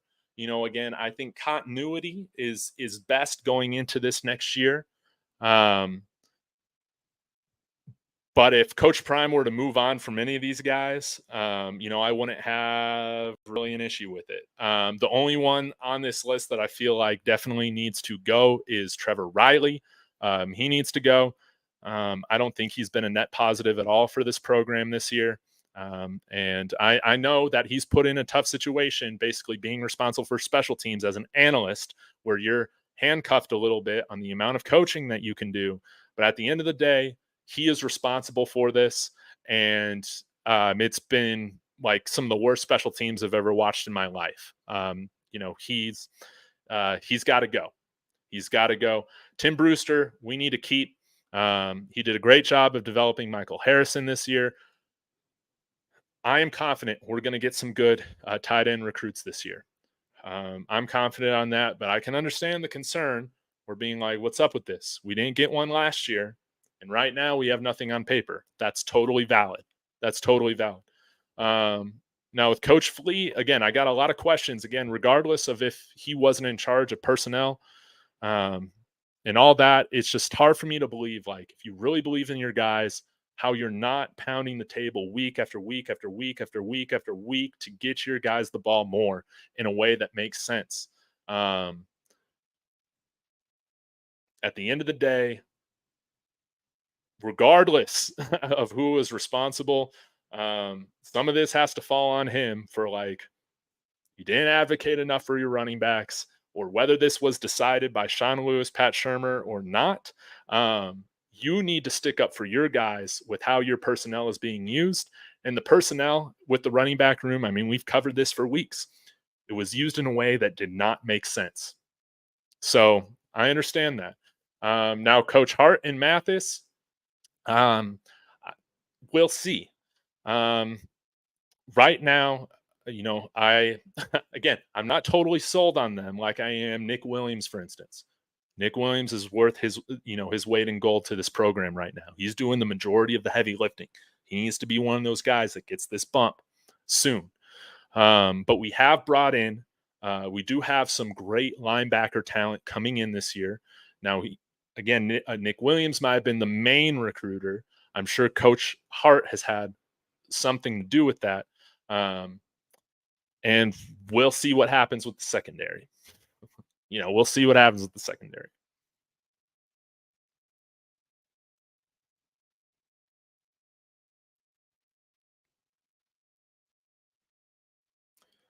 David, looks like Kentucky head coach Mark Stoops is going to Texas A&M.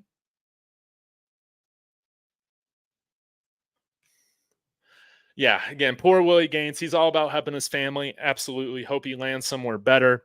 Yes. I think it's probably best that again, I didn't think he was going to play a ton coming in here. I thought he would have gotten more snaps than what he did, just because I thought the offense would be the strength of our team throughout the year, and there'd just be more snaps, more plays, more opportunity for them to rotate guys in. And then I know he was only on the field for, probably less than 10 snaps this year, but he did not perform when he was on the field.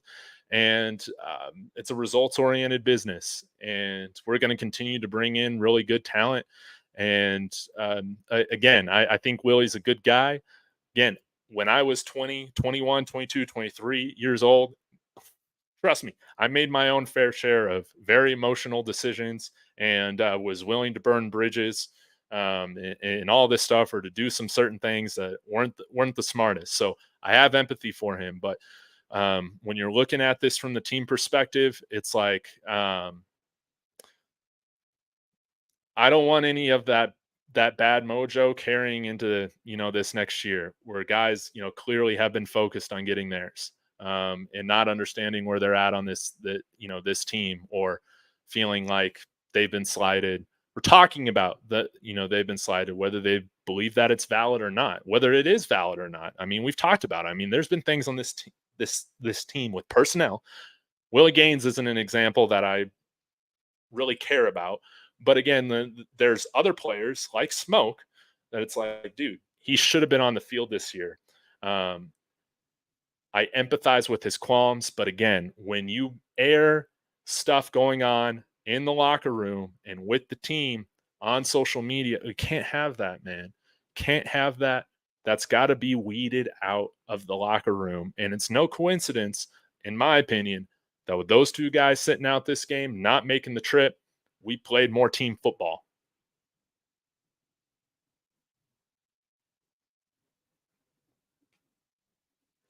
Wait, David, Texas is set to hire Kentucky coach Mark Stoops. Texas A&M, because Texas University of Texas should not be going away from Sark. He's done a great job.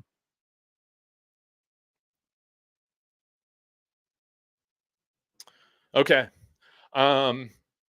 good for Texas A&M. I'm sure Oregon fans are relieved. I'm sure Utah fans are relieved.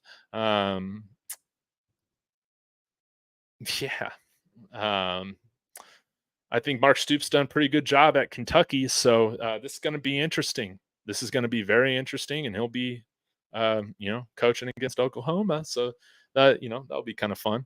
But don't have a lot to say. I kind of wish. I know Dabo is an alum from Clemson, but I kind of wish that would have happened with him coming to Texas A&M, because they're both cringy. They both, like, someone said this in the comments. The cult figure like Dabo finally has like the cult base, right? In the A&M fans, and I think they would have been a really good fit for each other, and it would have been very entertaining to watch. But yeah, I understand Jonathan Smith leaving his alma mater, to go to MSU, because Oregon State, they're bound for a Mountain West schedule next year, which is really tough. And while I'm sure A&M could have offered a nice salary increase from Clemson, even though they're making him, I think, one of the highest paid coaches in college football right now, I'm sure they could beat whatever Clemson would do. But that's going to be interesting to watch nonetheless. And we'll see who sticks around from that team and who enters the portal. It's going to be really fun to watch.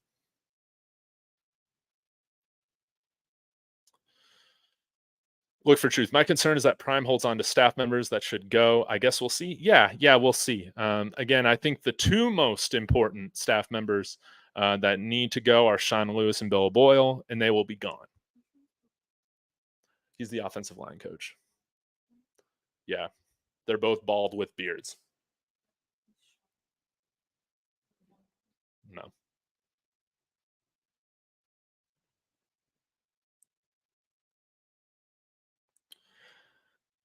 Mr. Seven, again, I implore you to take in all the information before you start taking a little soundbite. Dia not paying nobody. That's a bad look for CU. They will easily go somewhere else. Look at the guys that are coming here. Look at their social media accounts. They are definitely getting paid. The fact that we're getting these for, and I think we will have a 5-star or two that commits to this program this cycle. Uh, there is a collective, there is NIL, but what Dion is saying, in your words, Coach Prime is saying, is that we're not just going to be throwing the bag and going to bid, always outbidding certain schools for your services. We're not going to take the Texas A&M approach, which is we're going to pay you the most money and we're going to pay you $5,000 to come out and visit this school, which some schools do.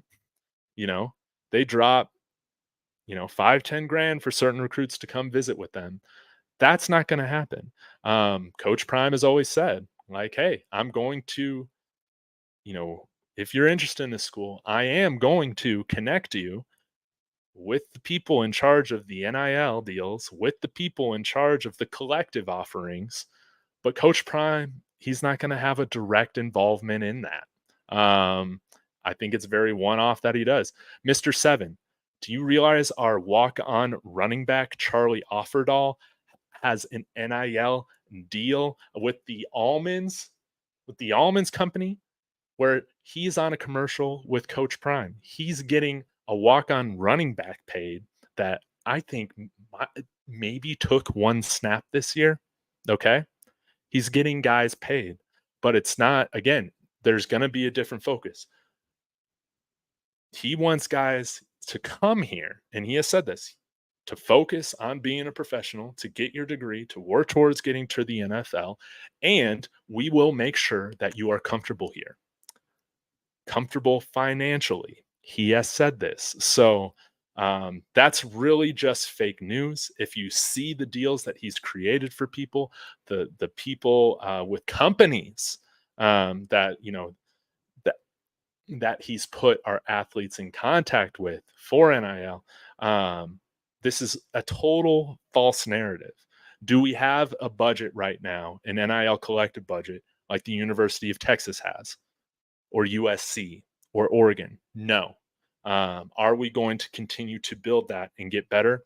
Yes. But we're never going to take the approach that Texas A&M does. Money doesn't fix bad culture. We can see with Utah, they don't have the biggest collective either. That culture elevates talent.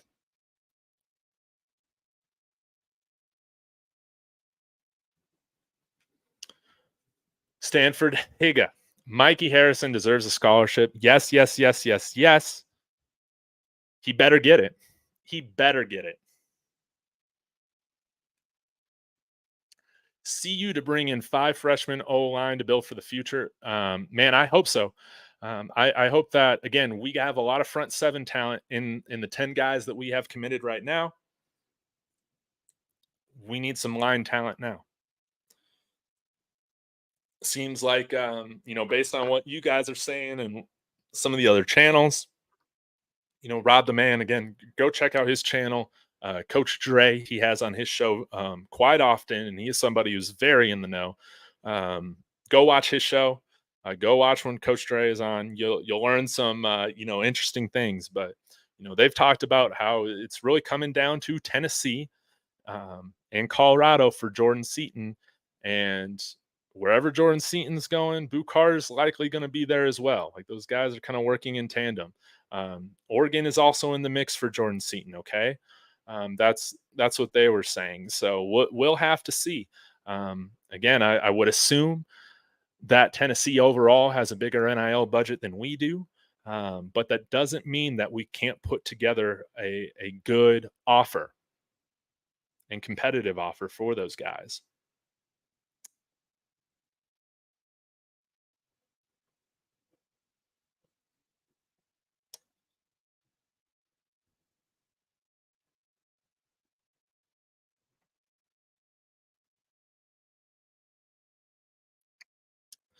All right.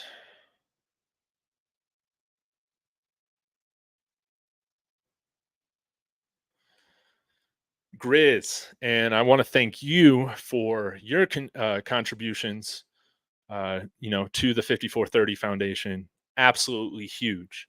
Um, Thank you. But anyways, Grizz gets to saying too many couch coaches. I'm telling all these people, Prime will win next season. Prime won't lose 2 seasons in a row. Nah, man, he won't. He's too successful. Again, this was a big jump. This was a big jump, and again, he was taking over a team. Um,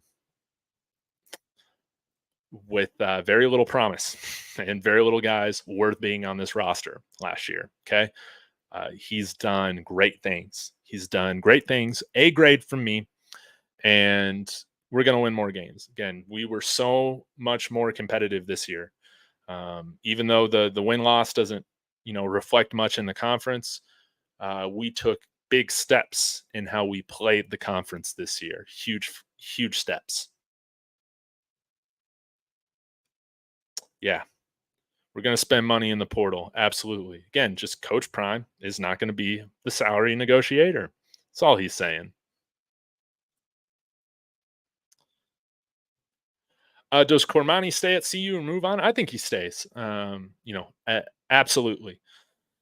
Um, Again, good to see him on the field.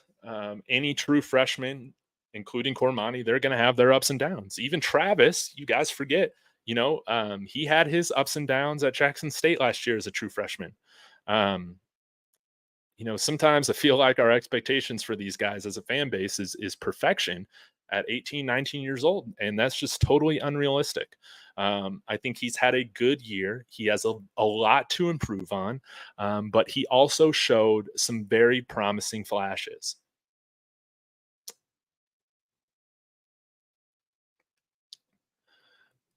Jermaine, I'm more curious about David Shaw, Byron Leftwich, or Brett Bartoloni. Um, David Shaw would be very interesting. Um, he was the guy that was being interviewed for the head coach with the Denver Broncos last year, which I didn't really like just because the Penner family has Stanford connections.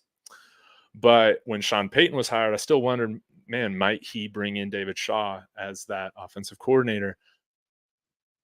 Again, I think I would like to see Shador more in a pro style. And I didn't comment on this at all. I'll do this on my day after reaction tomorrow. Um, but I loved how Pat Shermer incorporated more pistol looks today. That was helpful. I just liked it. Now maybe it didn't really affect the yards gained on the field, but again, I don't know, man. It just looks different. It feels different. Um, running out of the pistol formation and running play action out of that. I would like to see more pro style sets and looks from this offense next year.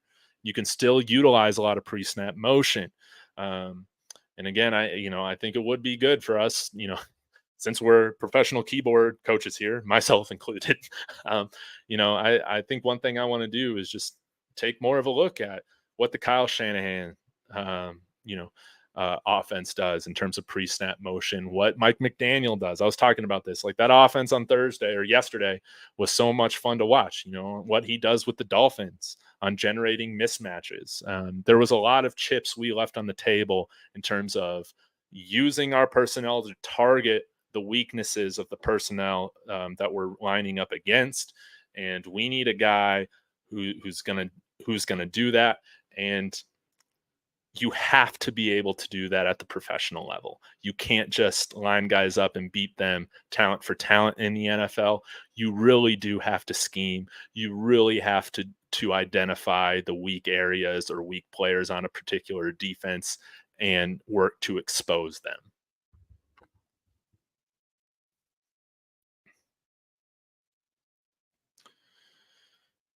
Exactly. He was talking about, yeah, Coach Prime was talking about the paid visits that some teams paid for, which is absolutely ridiculous if you ask me. Yes, there are some things that, again, not every single person's going to be inclined to play for CU.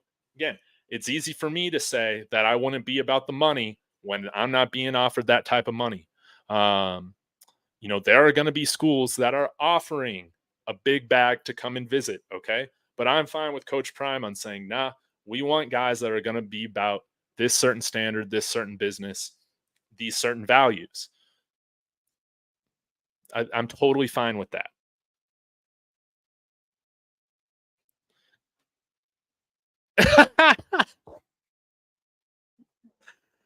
Oh, Patrick Williams, man, you're cracking me up. David, you sound a lot better when you're not emotional in your analysis. Couldn't have said it better. But I guess you never know what mood you're gonna catch me in. I'm an emotional guy, and I enjoy the emotional roller coaster of this football team. I love it. It doesn't always put me in the best mood, but I like feeling alive. I like feeling all the feels. Okay. But I knew after this game, like I could not, Rawhide asked me if I want to come on. And I'm like, dude, I am so pissed off. I'm so pissed off about losing this game. I can't. So I just had to chill out for a while. Had to make myself a nice steak. Had to eat some, yeah, had to get in the bath, had to chill, had to eat some leftover birthday cake, had to feel good about myself, had to just chill out before I got on here because this really was a performance that we needed to be proud of, even though it wasn't the most disciplined. We played with heart today. Oh, John, Charlie got hurt, to be honest. I didn't know that.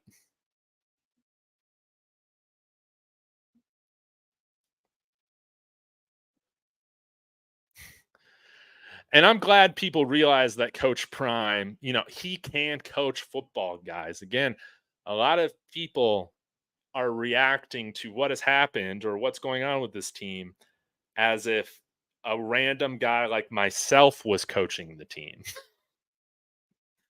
And Coach Prime knows football. He's gonna, um, you know, he's gonna figure this stuff out. Hey, and I'll say this, DDBB. I had to take a break for a couple games, but now it's a new day, much improved. Hey, man. Just like certain people don't want to be around me with certain moods. Hey, I ain't gonna ever fault you guys for that, okay? You guys do what you gotta do. But always happy when you guys tune in.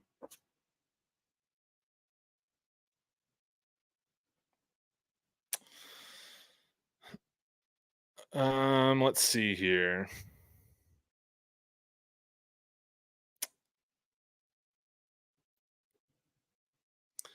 Going through some more comments. Stanford, I don't have any pets. I don't have any kids. I just, I got a couple plants that are alive and I got a handful of plants that aren't. I just got to work on taking care of myself.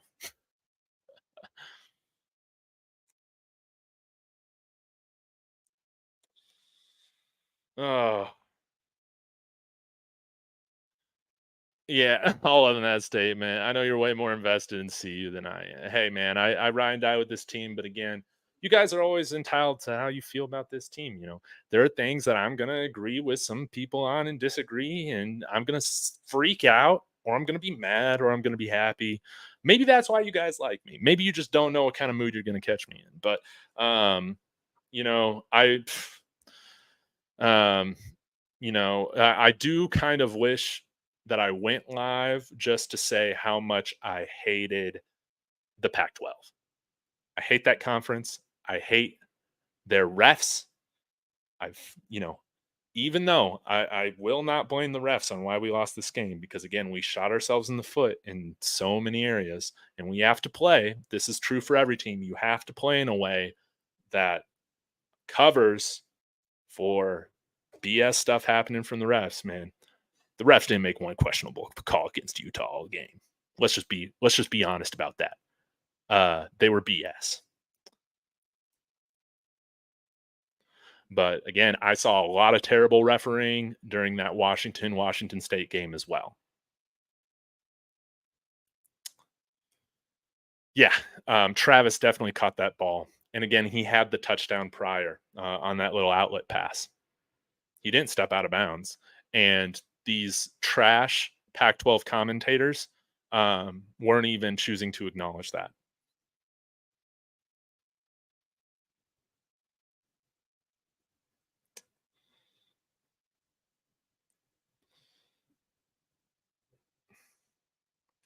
DDBB.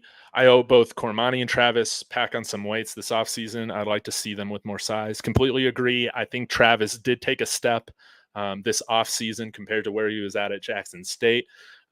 But I agree with you. Both of them definitely needed to gain size. Basically, our entire team definitely needs another year to put on strength and weight, another full offseason with Coach Mo, all those guys. Let's make sure we get them the right nutrition, the right supplements, everything like that. I think we are doing that.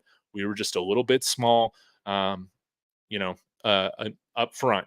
Again, I didn't think it would matter as much in the Pac-12 this year, and that was one of the things that I was completely wrong on.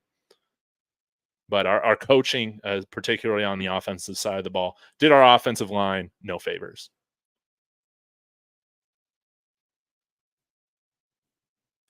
Yeah, it really is. Russ really stole 3 touchdowns. That's how I feel about it. That's how I feel about it. It was terrible. I thought the block on the punt was totally clean. It wasn't needed. It felt like Dylan had already passed that guy, but um, it it is what it is. But it's just hard for me to believe that Utah can run the ball 53 times and they only held on one offensive play the entire time. Give me a break. But yeah, mostly right now, I have moved past the anger stage with the loss in the Pac-12, and just how much I hate that stupid conference. To now, it's just relief that it's over. Like, I'm just glad it's over. I don't care about those teams. I am pissed off that we still play Utah, Arizona State, and Arizona quite a bit over the next 4 years because I don't care about it. But it is what it is.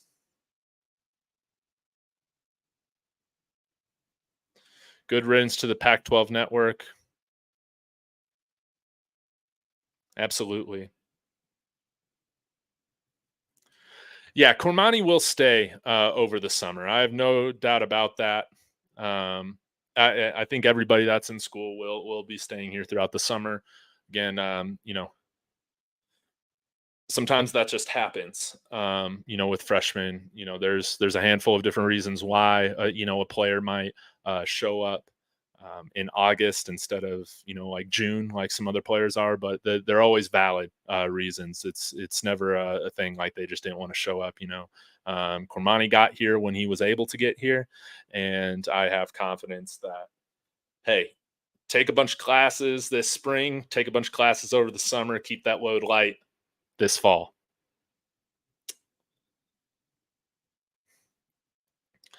My guess is that sometime in February is when you'll see the dates for the Big 12 conference schedule. I believe that's when we'll see it. So, um,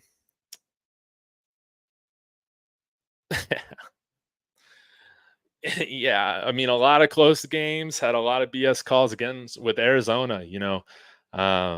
There were some calls that, and we saw it. You know, we're not the only school where a lot of these questionable roughing the passer hits happen, or no calls happen.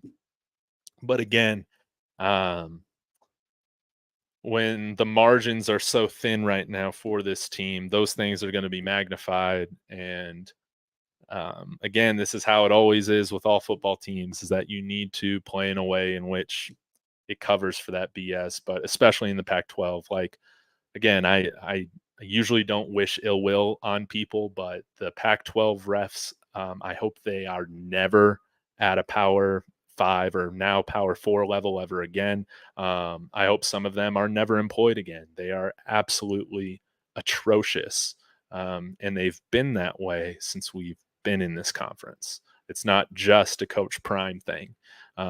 This year, they are straight ass And every other Big 12 or Pac-12 fan base will tell you that.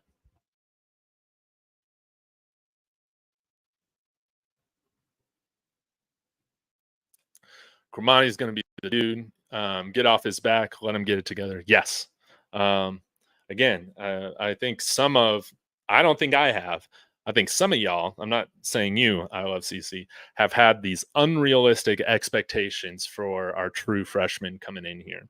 Again, all true freshmen have ups and downs. Okay. Um, what you want to see from a true freshman is, do they have moments where they show that they belong? Yes.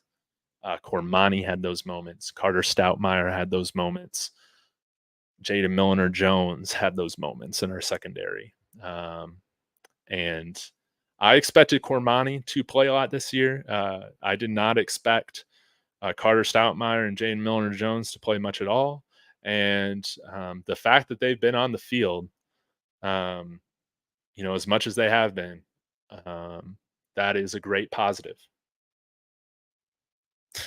Heck, even a guy like Caleb Mathis, again, I've been a little critical of because it's like, man, again, I would rather have Tarvaris Dawson out there. I'm just being honest, as me being a keyboard coach. But when he's gotten out there, for the most part, he's made the catches and he's made the plays that he's been asked to do. I think he's had a drop that I remember, but he's made some plays. But where we gotta get more talent, more depth, we gotta get better on special teams. We gotta have disciplined guys on special teams. Grizz, Tarvaris Dawson is hurt.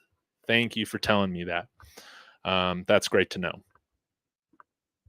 That makes sense. It's nice to see Assad Wasim get on the field a little bit. He was a guy that I was expecting to have more of a special teams role this year. He's got a lot of speed. He hasn't been able to showcase it yet, but he's a wide receiver, number 28. With that number, you just know you're not going to get a lot of playing time, that year. Willie Gaines, any number in the 20s is just never a good sign, right? But we'll see what happens with Assad Wasim. I hope he comes back. And again, he's a guy that I wasn't expecting to play on the offense this year, but I think he could develop into a very good player. Oh, that's too bad that it was a concussion. Well, I'm very glad that he sat out the majority of this year then. I hate to see guys come back too early from those things. Last year and the year prior, man, it's been really hard to watch, for instance, Tua take all those hits and come back. I was really of the belief that I thought he should retire after last year, but he's not that.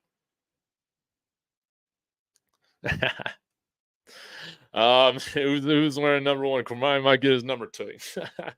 Man, I don't think so. But if they decide to do that number one thing, is like, you're always competing for it. Let it be.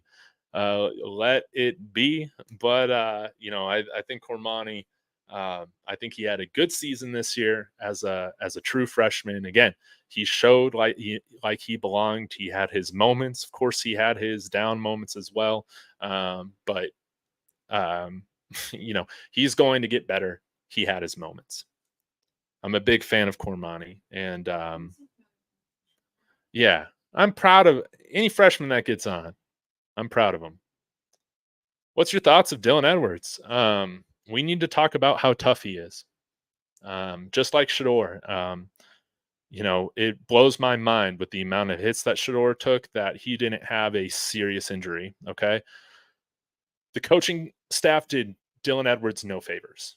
You're a true freshman. You're being asked to pass protect grown men that are twice your size or more than that flying at you. And he did not shy away. Guys, can you tell me from where you ever felt like Dylan Edwards didn't go and give his all on a block or shied away from something?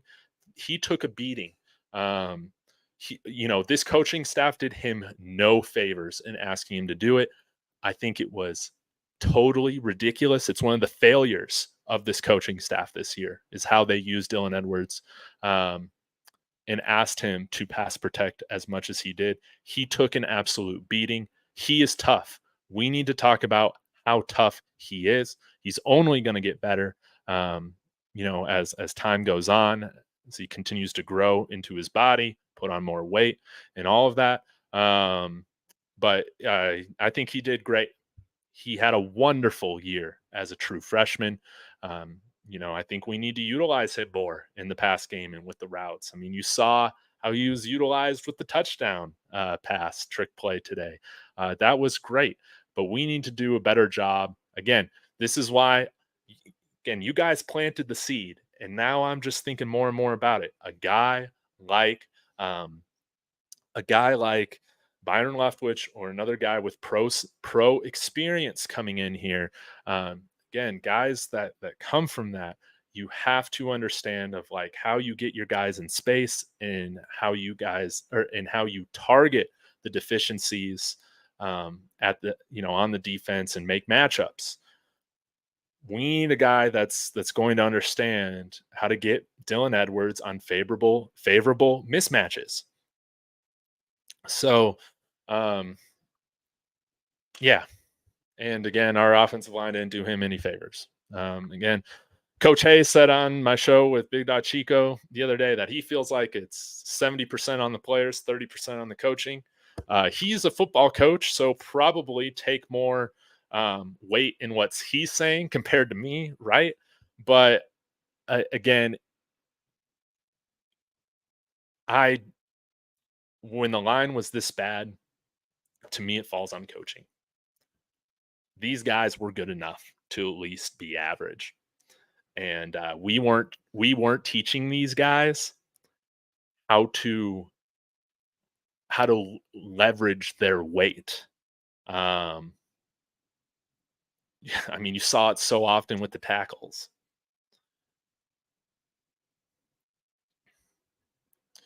Yeah, I would say that Byron Leftwich, he would be a great fit with the Steelers. And I think the I hate Kenny guy probably hates Kenny Pickett. And, the Steelers definitely need to go after a new quarterback. That's for sure. I think Leftwich should take that job if he's offered it. But if he sees himself, like such as Coach Prime, like just wanting to be around college football more, wanting to invest in helping, turn boys into men, being a mentor, all that sorts of stuff. CU is a great place to start his college football coaching career. And I think that would be great. But yeah, let's hope he doesn't get it. And I think, Kevin, you're bringing up a great point that Rawhide and I have talked about. He definitely has concern about this, and I do too. Pro coaches don't want to recruit. That's absolutely true. Bringing in a pro coaching staff may not be beneficial in the long run. Yes, you're absolutely right. And if we bring on somebody like Byron Leftwich, who has had experience in the NFL, it is imperative that we have this guarantee that they're in it, on the day-to-day. They're willing to grind. They're willing to put in the time. They're willing to recruit. We can't afford to have another coach that isn't going to pull their weight recruiting-wise. You're absolutely right about that. But my hope is that if somebody like Leftwich does come in here, he's going to be invested in all of that. And I think he can make a good college football coach.